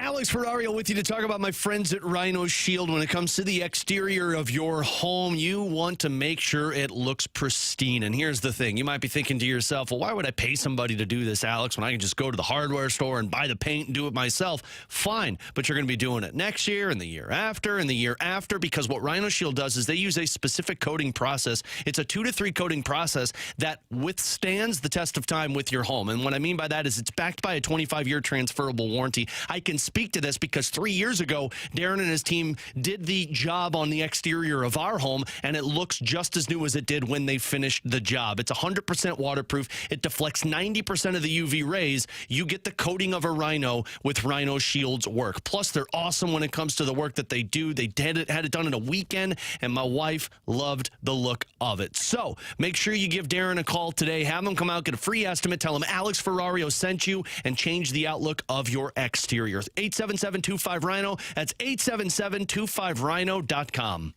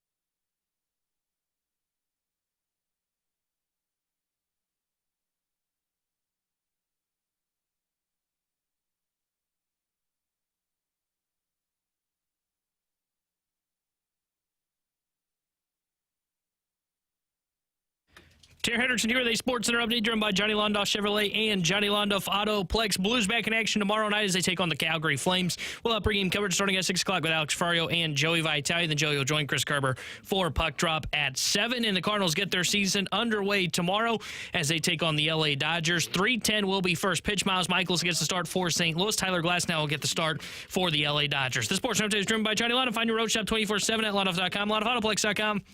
Are you kidding me?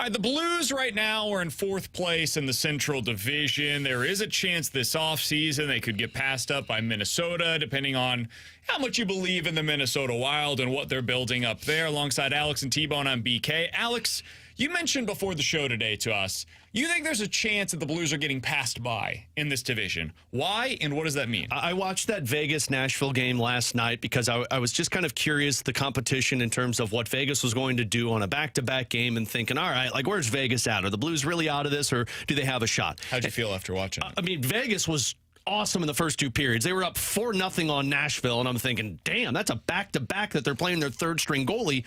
But when the Central Division thought came into mind was when Nashville made a 3-goal comeback in regulation to tie it up and then win it in overtime.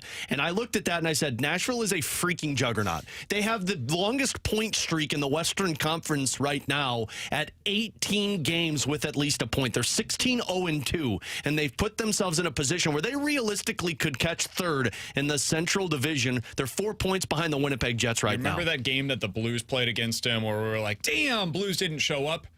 Every game since then, Nashville the showed Predators up. have had a point. Well, every single game since the one that we point back to and say that was when the Blues season really came to an end.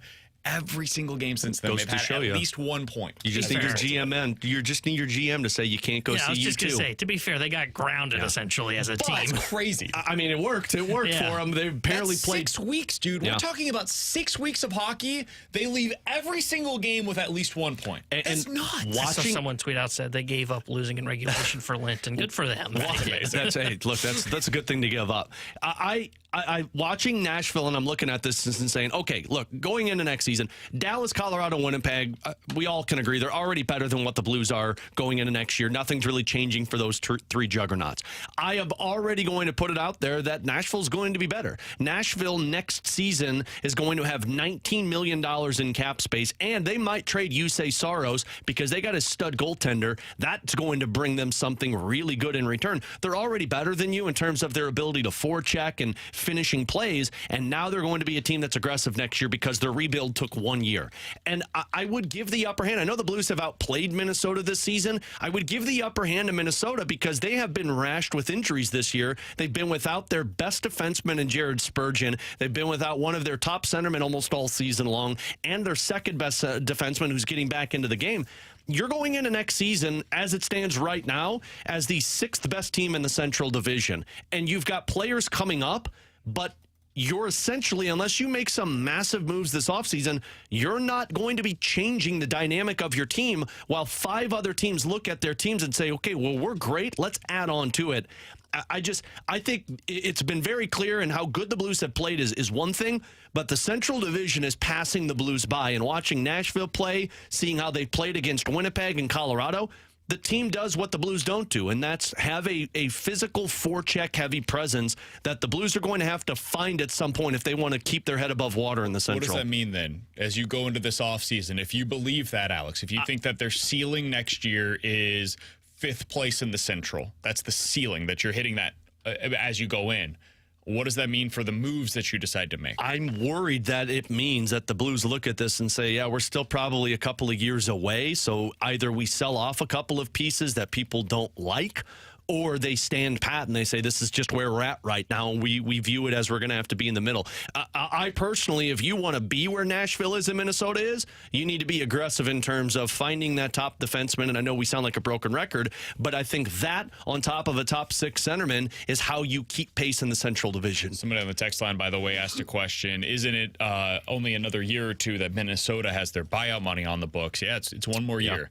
Next year's the final year. I cannot believe they've been this competitive, by the way.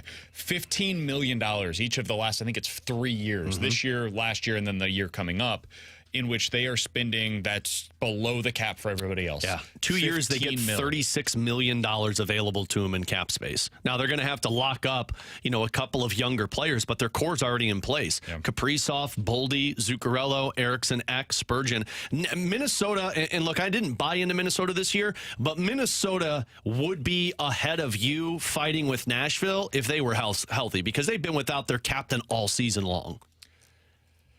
It's not a good spot to be in if you're Doug, which again is got me kind of worried in terms of, like, sure, Snuggerud is going to be here by next season. You think and hope that Dvorsky could be impacting the team by next year. Does that make you more likely, by the way, to that point, to just go young next year? Say, you know what, let's see what it looks like with Dvorsky. Let's bring in Snuggerud. Let's give top 9 minutes every single night to Bolduc. Let's see what it looks like with all of these guys. Put Jake Neighbors on the top line. Wouldn't you view that, though, as a fan? And I'm genuinely asking you, like, we would start that season and saying, cool, so they're looking at this as we might be in a rebuild. I think that's my. I think fans are rebuild, retool. I don't know what you call it, because I think a rebuild is the same. I know, but I think fans are on the optimistic side, thinking like, oh, well, you got these top players coming in. Maybe you could come out on the other side next season. And I think it's the opposite, though. Like, I would view that as being more interesting than most of this season. Agreed. Like, I would rather see Dvorsky in the spot of Kevin Hayes than watching Kevin Hayes out there. I know Kevin Hayes isn't going to be a part of this team whenever they're really good again, man. I know that Kapanen's not going to be a part of this team whenever they're good again. So just go ahead and put that spot, instead of having Kapanen out there or the replacement 28-year-old player for Kapanen, instead of going out and signing that guy, give that opportunity to Dvorsky. Give that opportunity to Snuggerud. Give those opportunities where Verona was early in the year. Just go ahead and make it an every night thing where you've got Bolduc in that spot. Let's see what Zach Dean can do for you as a third line center. Like, I would just go full youth movement, take your lumps. If you're already going to go into the season expecting, hey, 5th place is our ceiling anyways, you're probably going to lose 5-10 more games because of going this route. I would rather go that route for next year and learn about these young players and where they're at right now than win 5 or 10 more games, still be in 5th place in the Central Division, pick 14th, 15th, something like that, and not learn about my young players. Yeah, and it's not even the Central, it's the bigger picture with the Western Conference, because, I think we all can agree, Vancouver, Edmonton, LA, and Vegas are in a better position than you are. So now we've talked about 9 teams in the Western Conference and putting you in the same position as Calgary, as Seattle, as Arizona.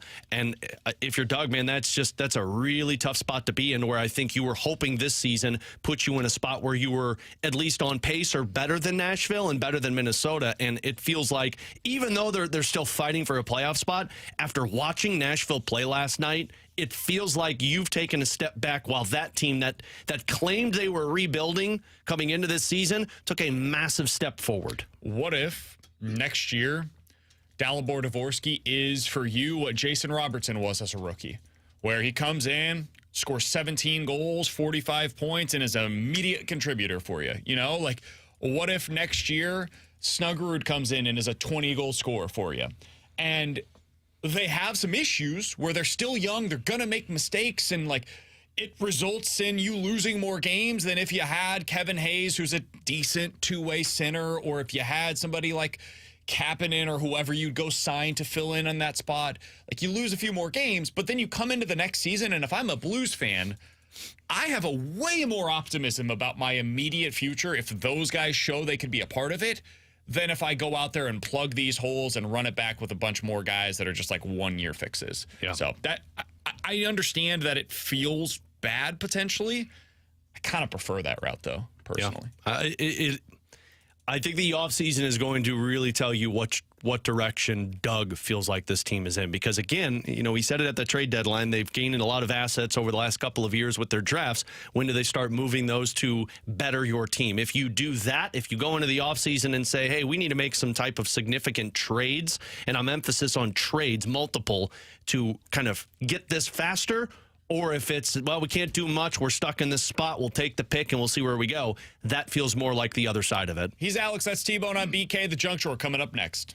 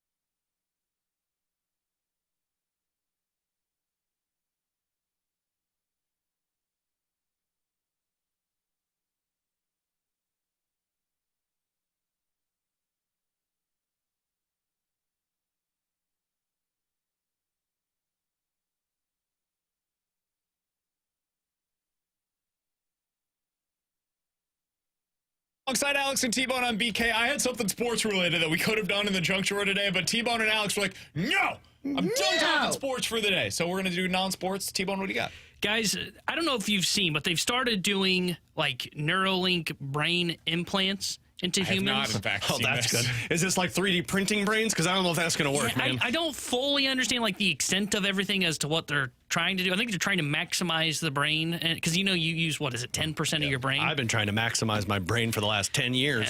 It ain't working. So the first human to receive a Neuralink brain implant used it, and this is what they used it for. I don't know about you guys, not how I would have done it, but it's whatever.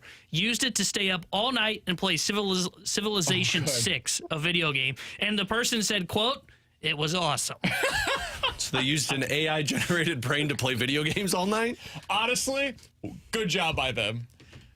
If I was to use an AI brain, it would probably be something like that. To stay up all night and play a video game? Yeah, man. That's what T-Bone does anyways. Yeah, I It's can't like a do it random anymore. Thursday, and T-Bone's like, yeah, I'm going to play The Last of Us for the next 12 hours. Last night, I was up till 2 last night, got up at 7 this morning. Yeah, last night I stayed up to watch the Nashville-Vegas game, and by staying up, I said it started at 7 o'clock, and by 9 o'clock, I'm thinking, oh, boy, I am tired. We watched the documentary that Alex has recommended to us, the Quiet on Set. Quiet on Set. Ooh, Freaking boy. incredible, man. It's really good, but is it tough to watch? Well, now that you're a parent, it makes it even tougher to watch. Like if I would have watched, Katie and I were talking when we watched it, because like I grew up a Nickelodeon kid. And for people that don't know, it's kind of like the dirty secrets behind the scenes of Nickelodeon shows. And like I grew up watching it, and now it's like, as a parent, I'm thinking, who the bleep put your kids in these situations? Yeah, but man, when you hear the parents, you understand. Yeah. It. Like it's hard. How far are you into it right now? We just got done with the Drake Bell episode. Yeah, that's the part where I started crying when the dad started crying. Like, I don't want to spoiler it because you do yourself a favor and watch it. But like when the dad started crying, I started crying. It's on Max if you want to watch it. It's worth your time. It's really, really, really good. But man, is it a tough watch. As a parent now, and there's probably parents listening that feel the exact same way. I feel like I just want to lock my kids in my house and never let them leave because the world is so jacked up. But that's also, a crime. Keep them locked in a house because they could still use the bathroom. Mine use diapers, so it doesn't matter. He's Alex, that's T-Bone on BK. So the Neuralink thing seems like it's a great idea. What do we start with here? Coming up, talks the 20 most important Cardinals for the 2024 season. We're giving you 2 for the price of 1. What? The third and second most important player heading into 2024. They're linked for this year and beyond. We'll talk about it next year on 101 ESPN.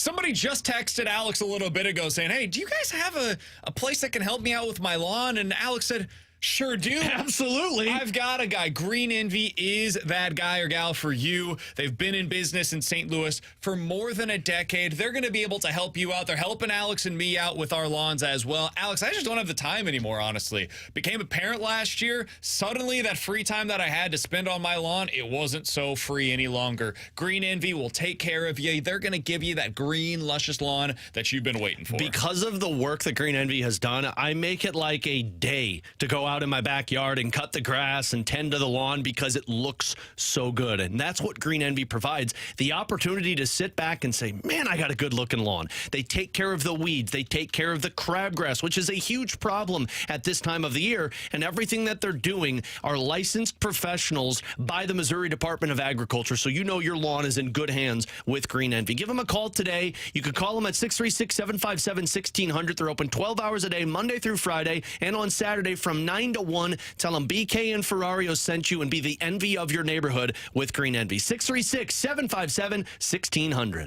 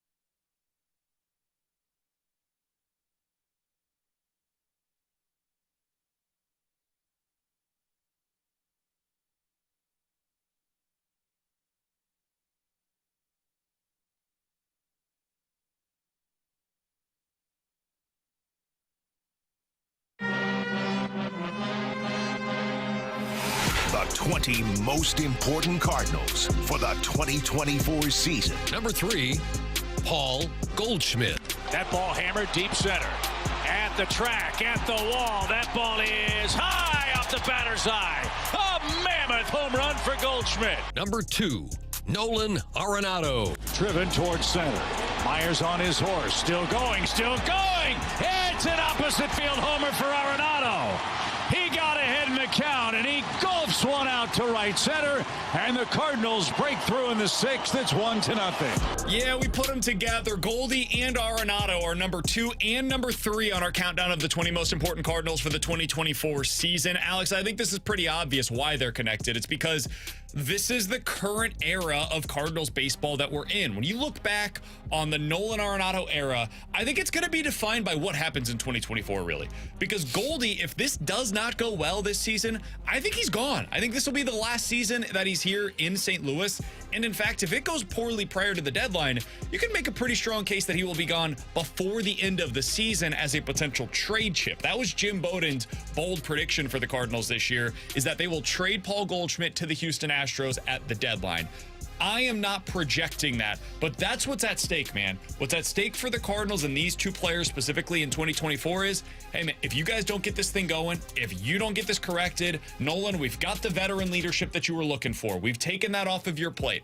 If you guys are not able to come through this year, if this roster construction does not work, then we're going to have to completely change things. Goldy, you'll go elsewhere. Arenado, you might be on the move as well. Yeah, I mean, you guys know me. When I do this list, I always do the worst case scenario of what happens to the Cardinals without this person, and then I show the impact of those 2 players. And it's no coincidence these guys were 2 and 3 for me, because I look at this as a pivotal moment in the Cardinals' trajectory, because you can go one of 2 ways. You can go the direction of these guys have success again this year, and you're talking about growing with these younger players and having 2 MVP-like players and talking about really making a push in terms of a playoff run. But on the other side of this, you're talking about legitimately tearing it down, and I know you're excited for these younger players, but you are about to have a massive youth movement if this goes poorly this year, because those 2 guys will be gone, and you're talking about shifting guys into different positions and really focusing on how to build this team up in a different direction. All the talk about all of these offensive weapons of, look at what Walker can do and Nolan Gorman, and does Victor Scott stay up here if he doesn't hit 300? None of that matters if these 2 guys aren't successful. Everybody else is impacted by the bats of these 2 players. I mean, look at the 3 years they've been together. And 2021, down year for Arenado. They needed a 17-game winning streak. Think about it. They needed like a 17-game winning streak to make the playoffs. They should not have been a playoff team in that year. 2022, both of them play at their level. And I'm not saying they have to be in the MVP conversation for the Cardinals to get into the playoffs this year, win 90 games. But when those 2 are in lockstep, you saw the success for the St. Louis Cardinals. They were a 90-win team. They won the division. 2023 occurs. Arenado's dealing with injuries, has another down year by his standards, I might add, by his standards. And the Cardinals end up losing 71 games. Now, look, a lot of that was on their pitching, but the offense still wasn't the same, and it didn't really click because Arenado and Goldy were not in lockstep, and Goldschmidt really struggled down the stretch in back-to-back seasons now. So these guys have to be at their elite level. I'd say one of them probably does have to be in the MVP conversation, not both of them, at least one, if the Cardinals are going to be able to win this division. If they're going to win 85 to 90 games, it's going to be because Goldy and Arenado are in lockstep and are playing at an elite level. I'm going to give you a list of players. You guys tell me what you think about it. Newt, Victor Scott, Carlson, Walker, Donovan, Wynn, Gorman, Burleson. That's what could be the Cardinals' 2025 lineup if this thing goes awry. Because you could have Nootbaar, Scott, and Carlson in the outfield. Sure as hell can't talk about the offense dictating the team. Walker and Gorman at third base, Donovan at second, Wynn at short, Burleson at DH. We've talked a lot this offseason about how the Cardinals appear to be living in 2 different timelines simultaneously and how they're giving themselves multiple different outs. They are giving themselves an out with the pitching because they put a team option on both the Lance Lynn and Kyle Gibson contracts. If it works out well, they can go ahead and bring them back. If it goes poorly, they could trade those guys at the deadline or move on from them at the end of the season. If things go really well for Paul Goldschmidt, they could just bring him back in 2025. If it doesn't, though, they can go ahead and move on either at the deadline or at the end of this season. The Cardinals are making a lot of moves that seem to be hinting at, hey, we don't know reasonably how this season is going to go. And in the past, they've locked themselves into things that they probably wanted out of almost the moment that they signed it. I'm thinking the Matt Carpenter extension at the end. I'm thinking the Miles Michaelis extension that they made. These were not necessarily moves that they should have jumped feet first into, but they did. Now they're not doing that as often. I think they're showing a little less urgency, a little bit more restraint. You might not love that. I think that they should be doing more on the free agent market, for example. But I think especially the move for Paul Goldschmidt this offseason of not extending him, the version of the Cardinals that I've become familiar with, they would have extended him 100 times out of 100 this past offseason.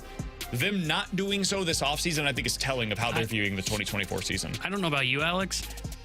Though I would say it's the right thing not to give Goldy an extension, I still think their process is wrong. Remember, they were the one that wanted to give Goldschmidt an extension. Goldy's the one that said, let's hold up. That's true.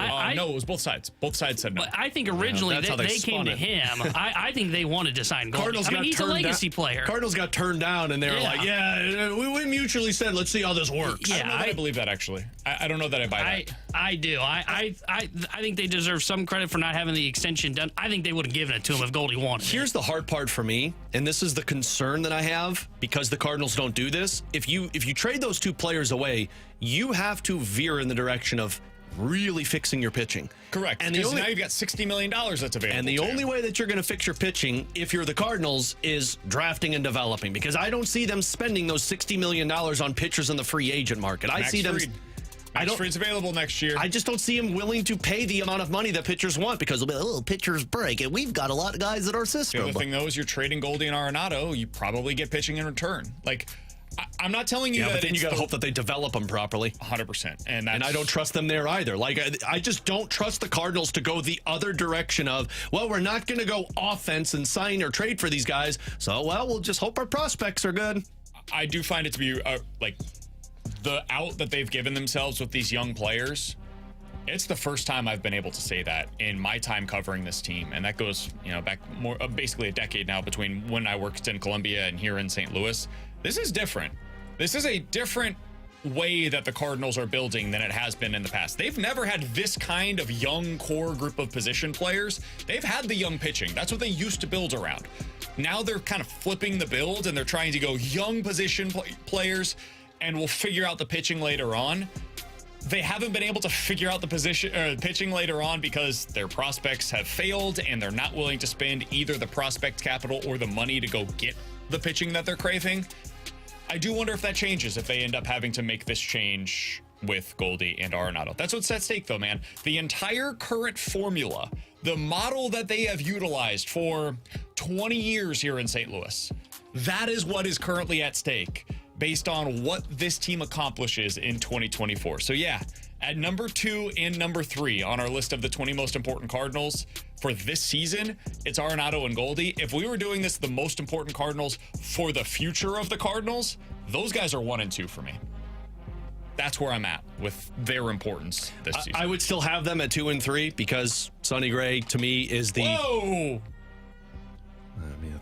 I did that yesterday, and you guys got mad. Like, I think people could figure it out. I thought for sure it was going to be like Brandon Crawford at 1. Well, if I was to redo it after Brandon Crawford joined the team, he would be number 1. This whole living in 2 timelines thing, the Cardinals is so not going to work. What are you talking about? It's like living 2 different lives. How often do you see that work in the television shows? Never. I'm sorry. Haven't you seen past criminals that live 2 separate lives? It always works out for them. No, it doesn't. This could be a disaster.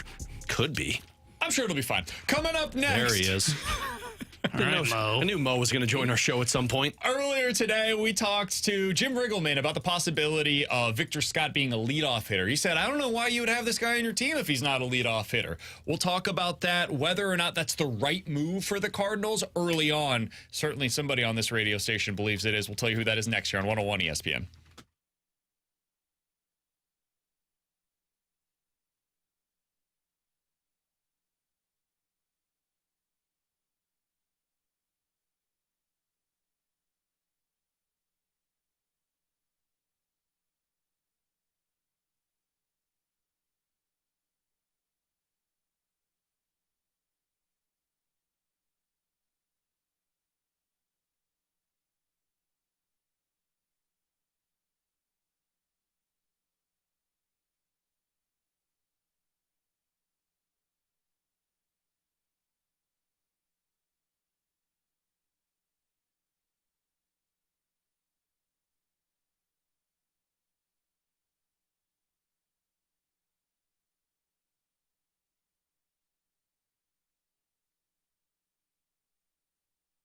Hey, it's BK. I got to tell you about my friends over at Victory Men's Health. It is time for you to unlock your inner champion today. That means hormone optimization. They can help you achieve your optimal vitality and longevity. If you're waking up in the morning, you're just not feeling like you did 5, 10, 15 years ago. You don't have that same energy. You don't feel as spry. They might be able to help you out over at Victory Men's Health. Check them out today. You could go to one of their 4 great locations across the St. Louis area. They've got one in O'Fallon, Missouri, another in O'Fallon, Illinois, and then 2 more locations, one in Town and Country, and their newest location, which opened up just last month in Sunset Hills. You can check them out for their exact locations over at victorymenshealth.com. And when you go there, you can learn all about their hormone optimization options for you.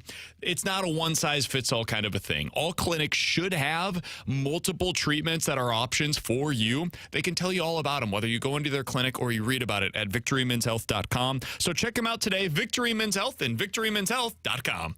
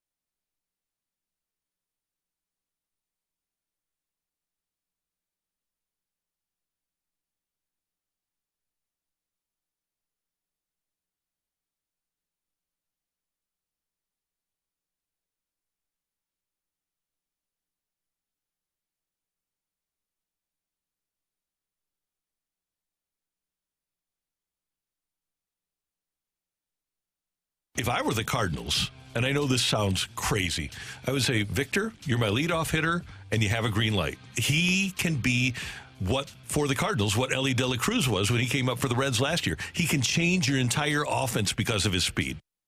Alongside Alex and T-Bone on BK, that was Randy Carricker on the morning show earlier today talking about how the Cardinals should use Victor Scott this season. Said, hey, throw him into the leadoff spot from opening day. Just let him go out there and thrive. Get him on base, and then let him run wild. Alex, I don't agree. What is this, Hulkamania? I do not think that is the way that they should go about it with Victor Scott, and it's not because I think it's a terrible idea. I think down the road, if he shows he's a capable hitter, he's an ideal leadoff hitter. Like, left-handed bat, you see right-handed pitching 70% of the time. If he can get on base at a decent clip and he provides that kind of speed for you, hell yeah, dude, I'm all in on him being your leadoff hitter. That's not my expectation early on, though. You have a legitimate option as a leadoff hitter with Brendan Donovan. If this team was without Donovan, they didn't have Nootbaar, all right, now we can have a conversation. Because then you don't really have an obvious leadoff candidate other than T-Bone's boy Paul Goldschmidt as somebody that could maybe profile in that spot. But otherwise, yeah, if you didn't have those 2 players, sure, go for it. But you do. You have alternatives to Victor Scott right now. I would bat him 8th or 9th. You guys are kind of convincing me that 9th is actually the spot that he should be at. Have Mason Wynn ahead of him so that way the bases don't get clogged with Alec Burleson trying to run in front of him. It doesn't really make a whole lot of sense to me. By lapping them. So I do think maybe the 9 hole is the right spot to go. Also, that limits his offensive opportunities. You want him in there for his defense specifically, and then a little bit for the base running. I do think batting him 9th is probably the way you go about it. I mean, in the scenario that Randy pointed out to, I would say instead of Victor Scott, why not put Mason Wynn in the leadoff spot? Because Mason Wynn at least profiles as a better hitter, and you're thinking, well, he's got speed and he could do that. I know we make more out of this than probably it should be, but man, to put the pressure on to be a leadoff hitter for this team that is playing such pivotal games in the early portion of the season, and you got to get on base for a guy that has not even tasted AAA yet, I don't know if I want to mess with that. The guy that I go to when I think of where Victor Scott is at is what Atlanta did with Michael Harris. And when he came up that first year, he's strictly hitting the 9 hole. Like, they used him below the 5 hole, but it was all those at-bats at the 9 hole for him, and he was a very successful hitter for them. He didn't have the speed prowess that Victor Scott did. He was more of a bat, but you put him in that spot because you know you've got so much coverage in front of him that you can let Acuna and Riley and I think it was Freddie Freeman at the time or Matt Olson, whomever it was, they'll be the ones that create the offense. Let this guy just go out there and be a rookie for him. I am not going to put the type of pressure that is a leadoff hitter for this team that has to be led by their offense on Victor Scott, who we don't even know what the bat's going to look like at the major league level. The only teams last year that got below major league average production out of their leadoff hitters, so below 100 on the OPS plus scale, right, were Toronto, the Yankees, and then beyond that, Pittsburgh, the White Sox, the Royals, the Oakland A's, Colorado, and Detroit. It's just not the way that teams go about their business in the leadoff spot anymore. When the Reds were doing this, man, it was a different time with Billy Hamilton. It was 10 years ago. Baseball has gone through like 7 different shifts in the way that they operate since Billy Hamilton was at the top of the Reds order. And frankly, we talked about it a little bit earlier. The Reds just didn't have an alternative. If they had Brendan Donovan on their team, I think Brendan Donovan would have been leading off for them at that point in time. So I think this is as much about, hey, do I have somebody that profiles better, that gets on base at a higher clip than inserts fast player X? And for the Cardinals, they do. They've got a good enough lineup that they aren't forced to go about it this way. They don't have to put Steven Piscotty in the cleanup role anymore. They don't have to put Paul DeJong in that spot anymore. What a time. Instead, if those guys were coming up today, they'd be batting like 8th. They'd be where, or 7th. They'd be where Brendan Donovan is in the order. I think the same thing lies true today for Victor Scott. I really do like the idea of him at leadoff. I just don't want to put him under that pressure early on. That's my biggest thing. Like, if he survives the first month of the season, first month and a half, I would start experimenting with going all kinds of different options at like the 2 hole and have Scott hit leadoff. And what I mean by that is I would be willing to like hit Goldschmidt third all of a sudden, you know. And the Cardinals don't want to do that. Like, they don't want to do they like that right left or whatever it is, left right from the top of their order.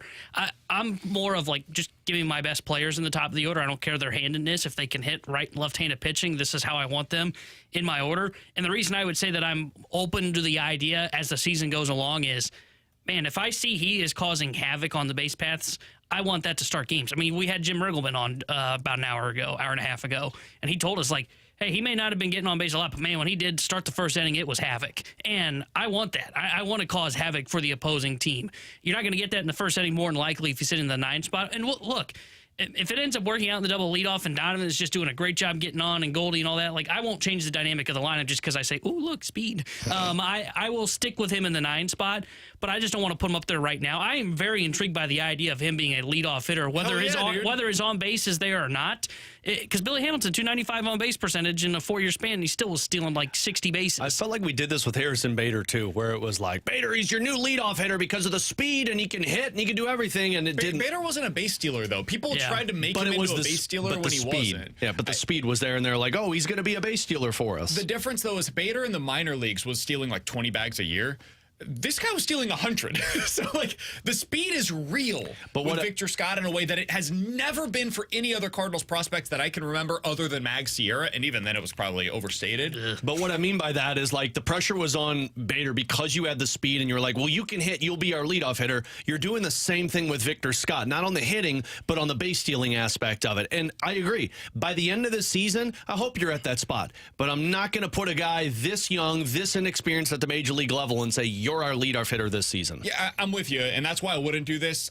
If we get a month in, though, and he's hitting at a decent level, yeah, then I'm making the switch. Like, there will come a point in time this season where I'm more than comfortable putting Victor Scott as the leadoff hitter because he profiles as a both classic leadoff hitter and also a prototypical modern baseball leadoff hitter. He was a good on-base guy in the minor leagues, and this is something where we got this text from the 618-314-399-9646 is the Air Comfort Service text line. I say, guys, what makes you think that Victor Scott is not going to be an on-base guy? He literally did that at every level he's been at so far. You three are really shortchanging him again. Nice. I think that's possible. I think it's very possible that Victor Scott is a better player, better hitter than what we're currently giving him credit for. I would also say this. Guys, go back and look at Alec Burleson's numbers from AAA. Go back and look at Juan Yepez's numbers from AAA. Go look at, what's his face? The first baseman, big guy. Lucan Baker's numbers from Should be AAA. DFA'd for Scott, but whatever. There is such a massive gap right now between the pitching that you see in the minor leagues and the pitching that you see in the big leagues.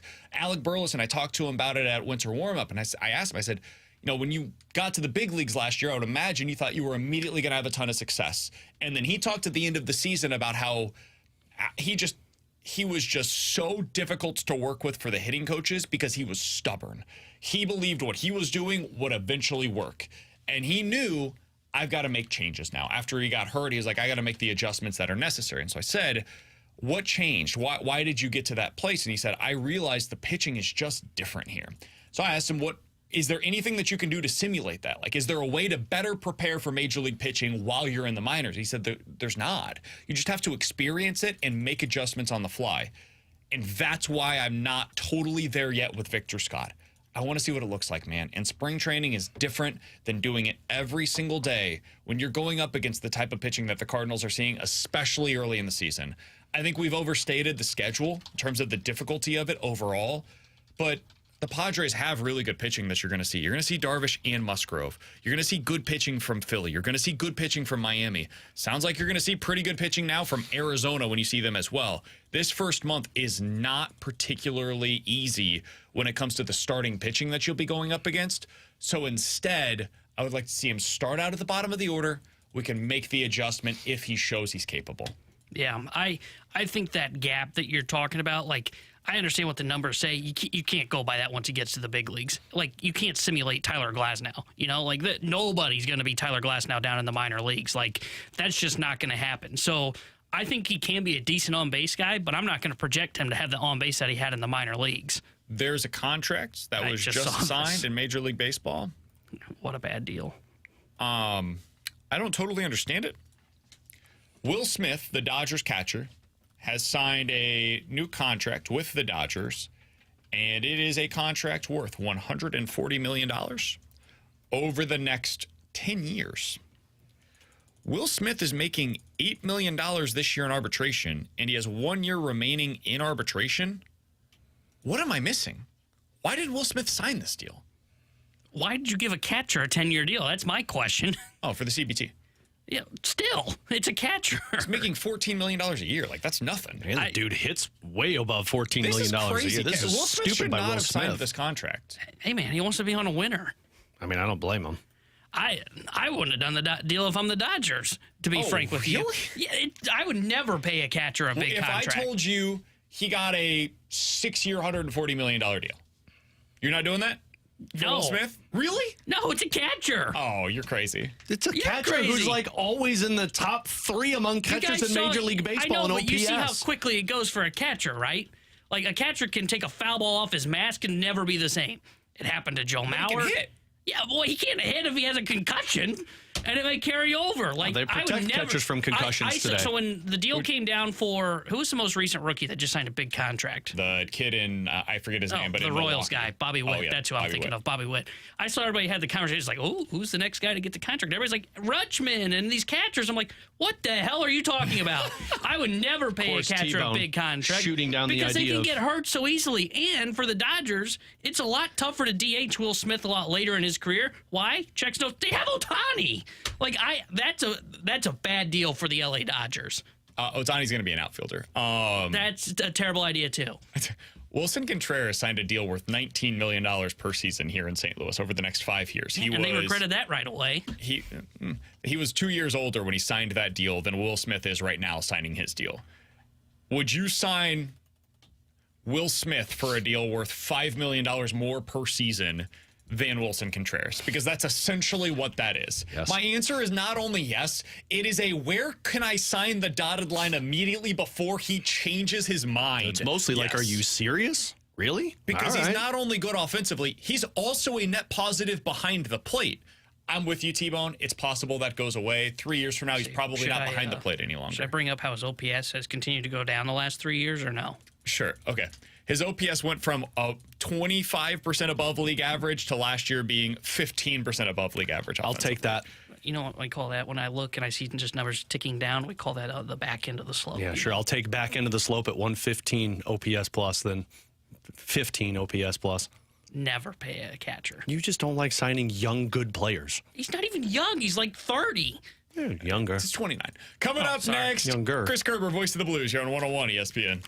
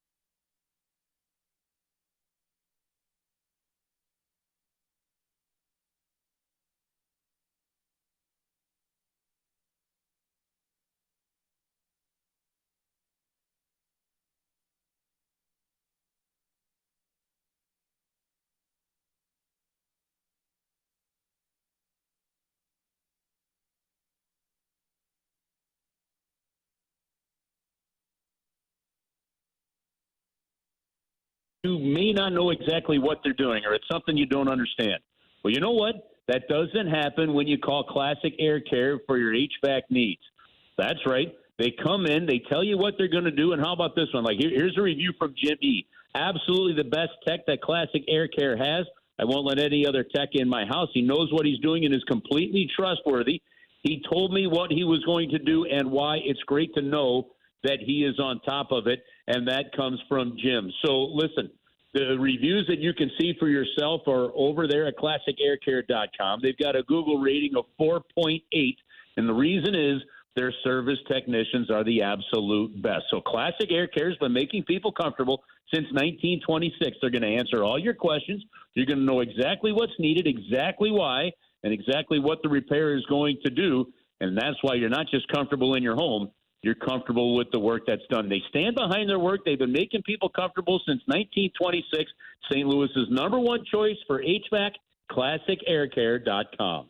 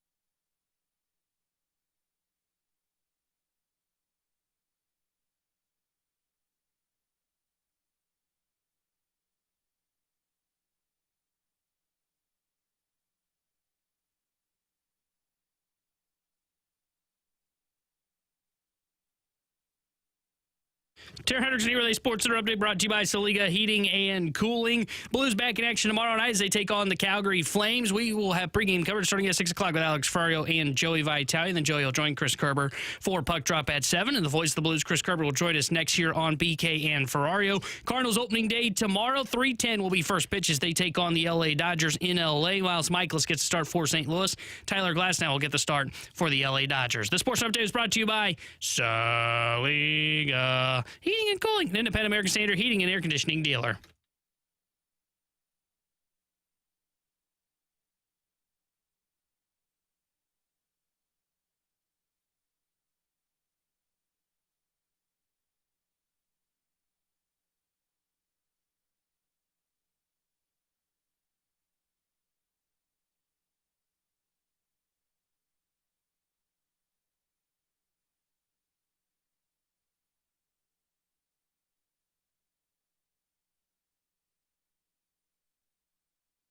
With Alex and T-Bone on BK, we're going out to the 101 ESPN hotline to be joined by Chris Kerber. He's the voice of the Blues here on 101 ESPN. He joins us coming off of Monday's performance against the Vegas Golden Knights. An inspired performance by the Blues, unfortunately, came out on the wrong side of things. They lose 2-1 in overtime. Kerbs, appreciate the time as always, man. Let's start out with the obvious, which is what was your impression of the Blues in that game against Vegas? I think initially you're frustrated. You didn't get the win because you needed it. But I think as time kind of sunk in, it was a heck of an effort. It was a bit of a microcosm, I think, of the entire season, almost in every single way. And in the end, you got edged by a team that I frankly think is a better team. Yeah. So even though they may not be playing at that level at the current moment, but. And then to see them, at least they had, victory snatched from them last night, even though they went to overtime. So around the guys today, BK, there's a lot of positivity. They know that this can swing in a hurry. And right now you just got to take care of your own business, which is win your next game. Kerbs, I do have a couple other things related to that game, kind of big picture questions for you that I'd be curious your thoughts on. The first is something that I know 90% of people seem to disagree with, but at the end of regulation in that one, as the Blues are tied 1-1 and you need the 2-point swing potentially there, whether it was in that spot for the Blues or if another team is in a similar spot down the stretch, do you think there would be or should be consideration to pulling the goalie? If they were playing today and the Blues were 6 points out with 10 to go, I think the answer could be yes. In that situation from the last game, I think the answer to me is an unequivocal no. How come? What changes there, Kerbs, out of curiosity? Well, it's just kind of where you're at. With 10 games to go, 3 points back versus 5, could be huge. Or 3 points back versus 6. So, I just look at it and I'm like, with 10 games to go, if you get that victory and you're 3 points, that's one thing. 5, you're still okay. it's this one where you get, into that 7-8, which is what could have happened, unfortunately, if, had they not gotten the 1 point. So, I understand the math, and I understand the point, and I understand the reasoning, and I don't know that it's all that flawed, to be honest with you, Brandon. I think you can easily make the case that would be a game to do that. But to me, in that case, just even getting the 1 point head-to-head really still keeps you in the mix there versus no points. And the other reality of it is the Blues this season, and this I think has to play a big role in it. They've been really good in overtime. I think they've only lost 3 times in overtime or a shootout. So you put that one in there as well. And then the flip side of that, so that, had the Blues won that game, they would have been 3 points out. Right. And then Vegas did have a game in hand, though, Curbs. That's something else. They have not been very good with the goalie pulled. And so it's a great debate. I love the debate, and I think it's a scenario that's a legit possibility. It's just I think with 10 games to go, I don't know that would have risked it at that point in time. But like I said, I think you can easily make a case, and somebody could fight, feverishly that you should have. I'm just not in that camp at that point in time. It kind of reminded me of, if you're down the stretch, maybe week 14 or something, the Detroit Lions, when they played against the Cowboys, for example, going for 2, down by 1, last minute of a game, to potentially either win it there or lose it in regulation as opposed to going to overtime. It kind of felt like that kind of a decision where it's really 50-50 either way, and it depends on which way you view it. I am curious, in overtime, Curbs, the Blues had the opportunity for a penalty shot there with Pavel Buchnevich. Do you think that there should be an option in that spot to either take the penalty shot or to go on the power play, a 4-on-3 power play in overtime? Now, that's a fun one I haven't talked about much. Because if you're the Blues, I think you'd rather almost take the power play at that point in time than just the penalty shot. That'd be a fun rule. That'd be a fun, interesting one. Would you rather take a power play or a penalty shot?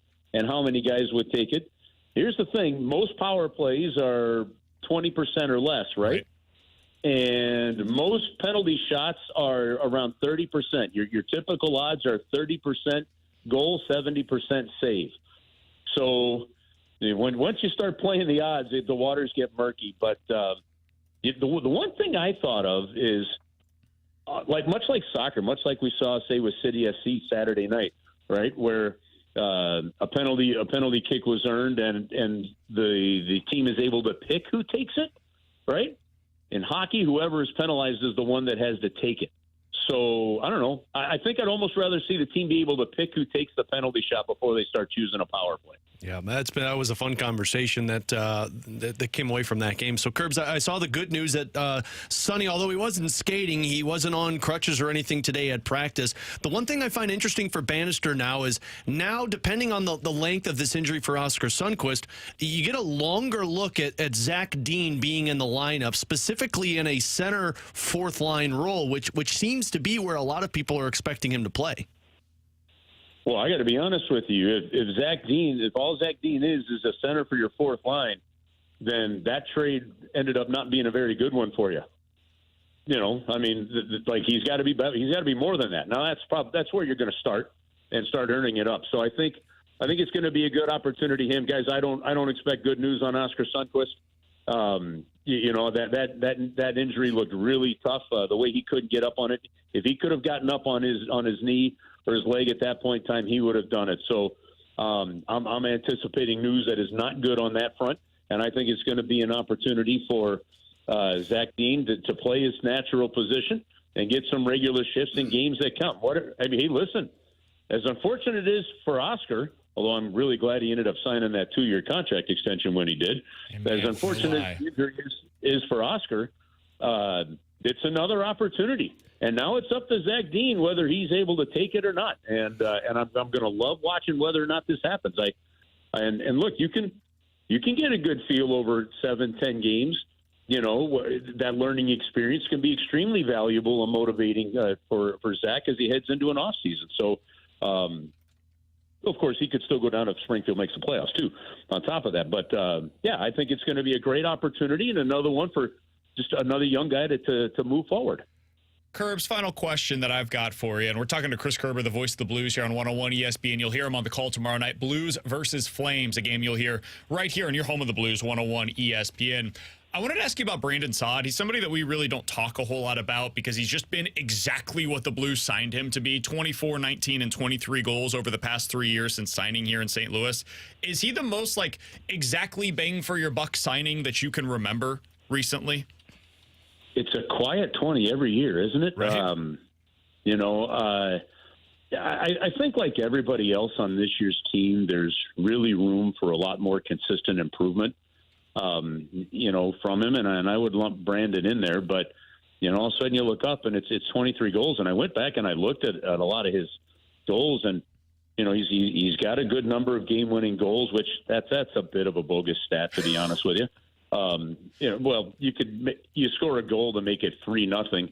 You think you're adding a pad, you give up 2, and all of a sudden you get credit with a game-winning goal. So I don't put a ton of stock in game-winning goals, But he has scored a lot of goals that tie the game, that are kind of impactful. He's not adding goals to make it 5-2 kind of thing. And I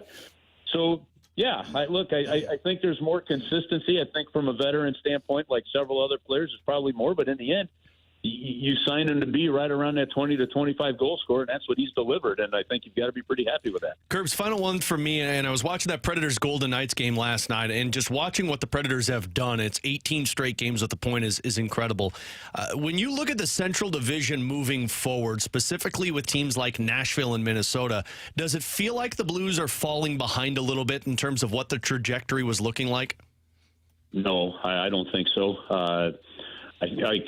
I started going back and re-listening to a couple of Doug Armstrong's press conferences at the end of last year, going into this year, that kind of thing. I think this team is honestly, in fairness to Doug, it's right where he said it was going to be, knocking on the door of a playoff spot, competitive, and giving the fans a good product, even though he knows that it's not a Stanley Cup level product. But he talked about this being a 2 to 3 year transition period, and we are basically in year one.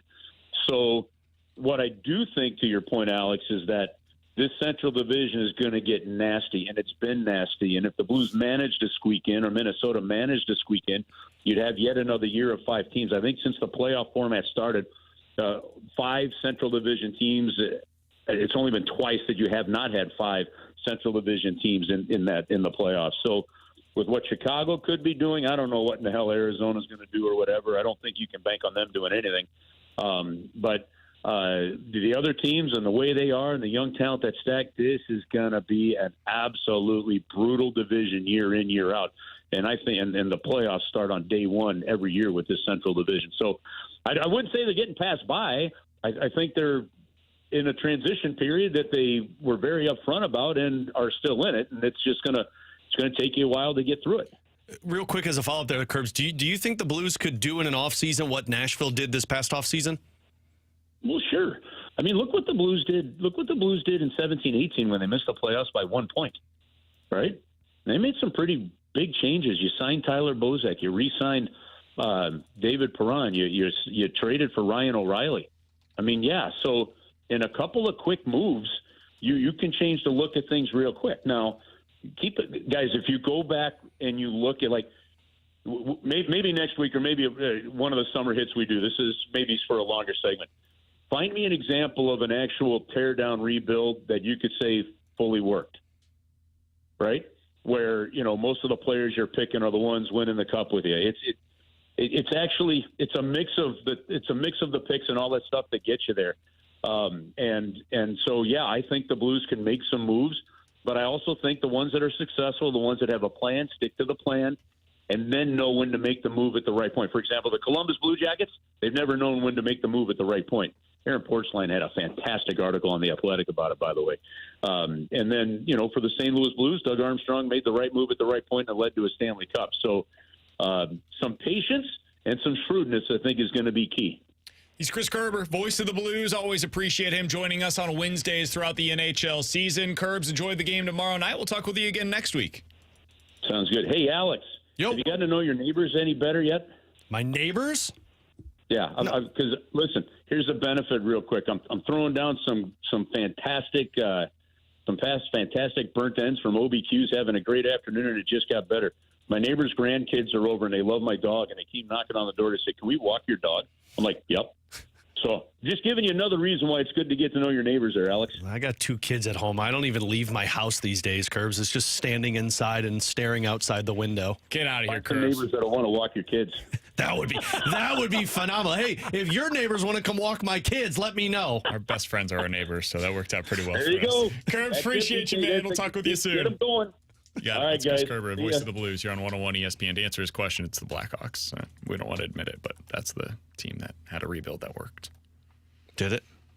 I mean, they won a few cups. Their best players were from those drafts. I'd say it worked.